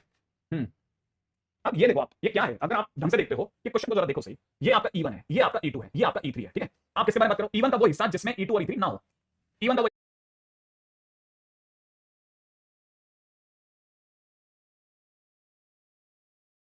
हिस्सा जिसमें E2 और E3 ना हो, ये रहा वो हिस्सा। क्या कैसे निकालेंगे इसको, कैसे निकालेंगे सर, इसको निकालने के लिए पहले प्रोबेबिलिटी ऑफ E1 लिखोगे, E1 लिखते पूरा गोला आ जाएगा, इसमें से आप ये वाला गोला हटा लोगे, ये वाला कैसे हटाएंगे, इसके लिए आपको E1 और E2 के बीच का इंटरसेक्शन हटाना पड़ेगा, फिर सर हम ये वाला गोला भी हटा लेते हैं, ये वाला गोला हटाने का मतलब अब आपको E1 और E3 का इंटरसेक्शन हटाना पड़ेगा, लेकिन सर ये तो दो बार हट गया, तो दो बार हट गया तो एक बार जोड़ देंगे, probability of E1 intersection E2 intersection E3 जोड़ देंगे, लेकिन सर ये तो इंडिपेंडेंट इवेंट है और इसमें तो प्योर जीरो दिया, हटा देंगे। अब जैसे ही करेंगे इसके बाद में क्या होगा, ये P1 लिखा हुआ है सर, ये क्या लिखा हुआ है सर, ये इंडिपेंडेंट इवेंट है, P1 इनटू में P2 लिखा हुआ है सर, और ये क्या लिखा हुआ है P1 इनटू में कितना लिखा हुआ है P3 लिखा हुआ है, यही तो बात मैं आपको समझाना चाह रहा हूं, P3 क्वेश्चन हो गया, नीचे वाले P1 से कट जाएगा क्वेश्चन, ठीक है। अब आप में से किसी बच्चे ने बड़ी अच्छी बात कह दी है ना कि सर अब पीछे नहीं जाओ सर, तुसी आगे बढ़ो, तो ठीक है चलो भाई बहुत बढ़िया है ना। लाइट यादव जी कह रहे हैं कि सर गणपति का नाम लेकर शुरू कर ही दो, ठीक है। तो हम इतनी सी बात है कि फंक्शन चैप्टर है अपने आप में बहुत ही गलत चैप्टर है, इसका ये तो आजकल तो खैर फिर भी बहुत अच्छा इसमें से क्वेश्चंस दे हैव क्रिएटेड, और इसमें भी जो क्वेश्चन क्रिएट कर रहे हैं ना उसमें कई बार वो थोड़ा एक्सट्रीम लेवल पे चले जाते हैं, उसके 4-5 क्वेश्चन को छोड़ दिया जाता है, बाकी सारे क्वेश्चन अपने नोट्स में फॉलो देंगे, ठीक है ना। आप तो नोट्स को फॉलो करना, मैं आपको बता रहा हूं कैलकुलस मतलब सन्नाटा सब तरफ सफाई, एकदम सफाई अभियान पे ले जाऊंगा मैं, ठीक है। आप और खासतौर पे मैं तो उन बच्चों के लिए मैंने बोला था कि जो बच्चे जैसे मान लो मैंने तो इन बच्चों के लिए बोला था इस स्कीम को कि अगर कोई बच्चा 12th में बहक गया, मान लो खराब हो गया, आपका कोई दूर दराज का भाई बंधु भी ऐसा है जो 12th के अंदर जीरो से शुरू करना चाहता है और समय के अंदर खत्म करना चाहता है, उसके लिए ये वाला बेस्ट है, वो ये वाला बैच को ज्वाइन कर ले, उसके लिए वाला बैच बेस्ट होगा, क्यों, क्योंकि मैं 2.5 महीने के अंदर अपने पास भी तो टारगेट है, 2.5 महीने में खत्म करेंगे, और 2.5 महीने से ज्यादा समय भी नहीं, हम नवंबर मिड तक इसको खत्म करेंगे, ऑलमोस्ट इसको खत्म करेंगे, वे तो अपनी जो छुट्टियां होंगी ना उसके अंदर मिला करके, किसी किसी जगह पर हमारी जो प्रॉब्लम रहेगी वो ये कि हमारी जो लेक्चर टाइम होगा वो अपने आप मैनेज करना पड़ेगा, मैनेज कर भी रहे हैं, ठीक है। तो ये बहुत जबरदस्त चैप्टर है। अच्छा लेकिन इससे पहले आप इसमें एंटर करें, मैं आपसे एक ही चीज की बहुत जबरदस्त उम्मीद करता हूं, बस एक चीज की, कि आपको इनइक्वालिटी सॉल्व करनी आनी चाहिए। अगर आपको इनइक्वालिटीज नहीं आती सॉल्व करनी, इसे आप सीख लें बस। अगर आपको इनइक्वालिटी जो 11th क्लास के तो बेसिक इनइक्वालिटी बताई जाती है, जो मैंने शुरुआत में बेसिक मैथमेटिक्स में गाइड दिया, अगर वो आपको आता है तो आपको पहला पार्ट आपका जीत जाओगे, जिसका नाम है डोमेन। अच्छा अब रही बात रेंज, रेंज के बारे में कुछ भी नाम बोला जा सकता है, बट रेंज बहुत ही जचा हुआ तरीका है, उसको जमाने का बहुत सिंपल से बेस होते हैं, उसमें कुछ फिक्स तरीका है। तो रेंज भी ऐसा नहीं है जैसे डोमेन के कुछ नियम है वैसे रेंज के भी नियम है मेरे भाई, रेंज भी इजीली ट्रेसेबल है, तो डोमेन और रेंज ये दो चीजें तभी समझ में आती हैं जब आपको काइंड ऑफ फंक्शन बताओ। काइंड ऑफ फंक्शन मतलब आपको फंक्शन की सारी चीजें बताओ बेस में कि ग्रेटेस्ट इंटीजर फंक्शन कौन सा है, मॉडुलस फंक्शन क्या है, ठीक है, उनके बेसिक बेसिक सारी बातें बताओ, बेसिक बेसिक सारी बातें बताओ। अच्छे अच्छे क्वेश्चंस लगाना तो खैर कैलकुलस में तो आप किसी भी लेवल तक जा सकते हैं, और बहुत ज्यादा फिर भी मैं आपको नहीं कहूंगा, लेकिन पीवाईक्यूज का लेवल अगर आप देख लेते हैं उसके अंदर आप सेटल करके खेलते रहना। रही बात ये काइंड ऑफ फंक्शन है, तो इसमें हमारे को तकरीबन मैं आपको मान के चलता हूं कि शुरुआत में मेरे को थोड़ा इसमें समय लग सकता है, लेकिन अपन शुरुआत डोमेन और रेंज से करेंगे, ठीक है। तो उम्मीद है कि वैसे कि अगर ये वाली बात सही है तो आपने बताया यहाँ पे जैसे x - 1 का स्क्वायर लिखा हुआ है, ठीक है, यहाँ पर x + 5 का होल क्यूब लिखा हुआ है, नीचे की तरफ सपोज करो e की पावर x - 1, हाँ, e की पावर x - 1 की पावर 4 लिखा हुआ है, ठीक है, और यहाँ पर सपोज कर लो x टू द पावर 5 लिखा हुआ है, is greater than equal to 0 है, देन x बिलोंग्स टू क्या होगा, ठीक है। मान लो क्वेश्चन ऐसा दे दिया किसी ने, तो उम्मीद है कि आप में सबको पता होगा कि हमको सबसे पहले नंबर लाइन पर जो एक ही चमत्कार करना होता है, इन सब के क्रिटिकल पॉइंट पता करना होता है। इसका क्रिटिकल पॉइंट वो जगह होती है जहां पे वो 0 बन रहा होता है, तो पता है ये 0 तब बनेगा जब x की वैल्यू 0 है, x की वैल्यू 0, तो मतलब 0 की 0 0 0 यहाँ से मिला। अच्छा, इसका क्रिटिकल पॉइंट क्या होगा, इसका ब्रैकेट का 0। अब आप देखो 0 का यहाँ डिग्री कितना 4 है, यहाँ 0 का डिग्री कितना है 5 है, तो 0 की ओवरऑल डिग्री कैसी होगी, ऑड या इवन, और 0 की डिग्री अगर ऑड होगी तो 0 आएगा आएगा गेम में। अच्छा, यहाँ से 1 आ रहा है, यहाँ से -5 आ रहा है, उम्मीद है ये भी पता होगा, सही बात है। जब मैं प्लस ले रहा हूँ तो मेरे को पता है कि 1 की डिग्री 1 वाली डिग्री इवन है, हाँ यार, 5 - 5 वाली डिग्री ऑड है, और 0 वाली डिग्री भी ऑड निकली है जस्ट अभी। और अगर ऐसा है कि प्लस हो गया, ये वाला माइनस हो गया, नहीं, ध्यान से देख लो, इवन डिग्री वाला धारक, इवन डिग्री धारक प्लस का प्लस ही रखेगा, ठीक है, लेकिन 0 वाला माइनस करा देगा क्योंकि ऑड डिग्री धारक है। इसी तरह से -5 वाला जो भी है ना, -5 वाला भी चेंज करा सकता है। क्या आप इस बात से एग्री करते हैं? ठीक है, अगर ये वाली बात सत्य है तो अब देखो हमारे को ग्रेटर देन इक्वल टू 0 माने कोई भी हिंदी भाषी बच्चा समझ सकता है 0 से बड़ा पॉजिटिव होता है। अगर पॉजिटिव होता है तो पॉजिटिव या तो यहाँ पे मिल रहा है भाई, यहाँ, या फिर हमारे को यहाँ मिल रहा है या यहाँ मिल रहा है, ऐसा है ना। अब इसमें से सिर्फ वही बिंदु गायब होगा जहां पर इनफाइनाइट क्रिएट होगा, और वो कहां इनफाइनाइट क्रिएट हो रहा है, 0 पर। दिखा आपको, अगर मैंने x की तरह 0 डाल दिया तो ये 0 बन जाएगा और धमाका कर देगा, यहाँ पे 0 डाल दिया तो धमाका निश्चित है। तो बस 0 ऐसा है जिसके पांव उखाड़ने पड़ेंगे, उखाड़ने मतलब शामिल नहीं करना, उसे नहीं लेना भाई, क्योंकि 0 आगे तो इन्फाइनाइट बनेगा, नहीं लेना तब ऐसे बेस्ट तरीका आप यहाँ पे क्या फॉलो कर दो, और बाकी सबको इन्वॉल्व करो, क्योंकि अगर 1 भी ले लिया तो 1 लेने पर x की वैल्यू 1 लेने पे 0 बनेगा, और 0 greater than equal to 0 allowed है, 0 greater than equal to 0 valid है, वैलिड डिफाइंड है ना। अच्छा, वैसे अगर मैंने -5 यहाँ रख दिया तो -5 रखने पे ये भी 0 बनेगा, और 0 greater than equal to 0 allowed है, इसका मतलब ये भी अलाउड है, -5 भी अलाउड है और 1 भी अलाउड है। अब मेरे को फाइनली मेरा आंसर लिखना होगा, मैं आंसर कैसे करूंगा कि -5 के पीछे के सारे नंबर कहां तक के, माइनस इनफाइनाइट तक के, -5 तक बोला मैंने, तो -5 में शामिल हो गया यूनियन। अब देखो ना, मुझे 0 से इनफाइनाइट तक सारे दिख रहे हैं, क्योंकि 1 तो बीच में आ रहा था ना, हर्डल नहीं है वो हमारे एक साथ लपेटे में आ रहा है, तो मैं ओपन 0 से लेकर के और इनफाइनाइट तक के सारे नंबरों को शामिल कर रहा हूं, क्योंकि 1 भी एक लपेटे में खिंच गया, ठीक है। तो फाइनली मेरा आंसर ये वाला हो गया, राइट है। अब ये क्वेश्चन अगर भाई मैं आपसे ऐसा पूछ करके अगर ऐसे पूछ डालता तो इसमें क्या बुरा लगता, अगर मैं आपको कहता कि मैंने तो आपसे ये पूछा था, मेरे से गलती हो गई कि मैंने आपसे पूछा था domain of fx equal to root over x - 1 का होल स्क्वायर x + 5 की होल पावर 3, नीचे की तरफ e to the power x - 1 का होल पावर 4 x की पावर 5, इसका डोमेन पूछा था। तो आपको पता है अंडर रूट में जब भी कहानी होती है तो आप क्या करते हो, पहली लाइन ये लिखते, ऐसे तो कर रहे हो e to the power x - 1 की होल पावर 4 और x की पावर 5 और it must be greater than equal to 0, ये तो कर रहे थे, और ये कर रहे हो तो इसे को सॉल्व करते हैं, फाइनली आपका आंसर वही तो आता जो पिछले वाले क्वेश्चन का आंसर है। तो याद रखिएगा, डोमेन अगर आपको परेशान कर रहा है तो उसका इकलौता कारण आपने छूट दे रखी है अपने आप को इनइक्वालिटी पे नहीं देखने की। क्या मेरी बात समझ गया?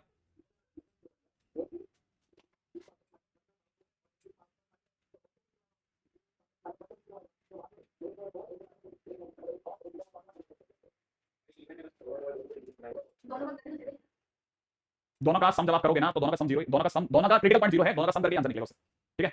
हाँ, क्योंकि आपके साथ में यही तो इशू होता है, आपको देखो एक्चुअली ये नहीं होता ना तो फिर तो कोई भी कर देता, इस फंक्शन ने गाड़ी अटका दी आपकी, है ना, इस फंक्शन ने गाड़ी अटका दी। मान लो ये क्वेश्चन होता, मैं इसी क्वेश्चन में ऐसे लिख रहा था x - 1 का होल स्क्वायर x + 5 का होल क्यूब, और अपॉन में बस मुझे स्मार्टली ये खेलना था cos x - 1 की होल पावर 4, और यहाँ पे x की power 5 greater than equal to 0 करता है ना, तो भी सोचना जरा, नहीं, हाँ, तो भी आप यहाँ से देखो क्रिटिकल पॉइंट आपको 0 दिखता, लेकिन अगर ये होता, ये क्वेश्चन होता तो इसका इकलौता क्रिटिकल पॉइंट 0 नहीं होता, क्योंकि cos x - 1 can be 0 at various points, ये हर इवन पाई पर 0 देता, तो अब की बार गड़बड़ होता। अगर ये क्वेश्चन होता तो गड़बड़ होता क्या, 0 पर तो वाकई में और डिग्री होती, फिर से पिछले क्वेश्चन की तरह, लेकिन सिर्फ 0 पे नहीं होती, अब 2 पाई पे भी होती, अब 4 पाई पे भी होती, अब आगे भी होती रहती, समझ रहा, लेकिन फिर गड़बड़ होता। ठीक है, बाकी अपन कल के दिन पे करते हैं, ठीक है, और कल के दिन पे वापस अपन मिलते हैं, उम्मीद है कि आप थोड़ा बहुत इनइक्वालिटी वगैरह देख के आओगे, ठीक है। हाँ, बोलो बेटा, मैंने उसका तो फार बेटर चलेगा, तो मतलब सिर्फ रिवीजन के लिए बैठो और कोई तरीका नहीं है कुछ। अब क्या करें, तुमने बेसिक पढ़ रखा तो मैं क्या करूं बताओ, शीट वगैरह तो नहीं, तो तुम्हारे को याद कैसे होगा, तुम ये बताओ, पीवे क्यों लगाना चालू करो, जल्द जल्द अपना मटेरियल बदल लो बस। क्या, अरे दोबारा तो इसलिए लगाना कि बस अपन बने रहे, कहीं कल पैसा नहीं होता, अपन थक करके कहीं साइड में बैठ गए तो पता चला सारे बात याद है, बाकी तो कोई लॉजिक नहीं है ना। क्या, ये नहीं बताओ, मैं अब इसके आगे ऐसे क्वेश्चन का कोई जवाब नहीं बताऊंगा, क्या मतलब इस क्वेश्चन, ऐसे क्वेश्चन का क्या जवाब दिया, हाँ भी करवाना चाहिए। पीएन से प्रोबेबिलिटी अच्छी जा रही है, कैलकुलस में किस तरह से सॉल्व करें, तो मेरे साथ जुड़े और कैसे सॉल्व करोगे।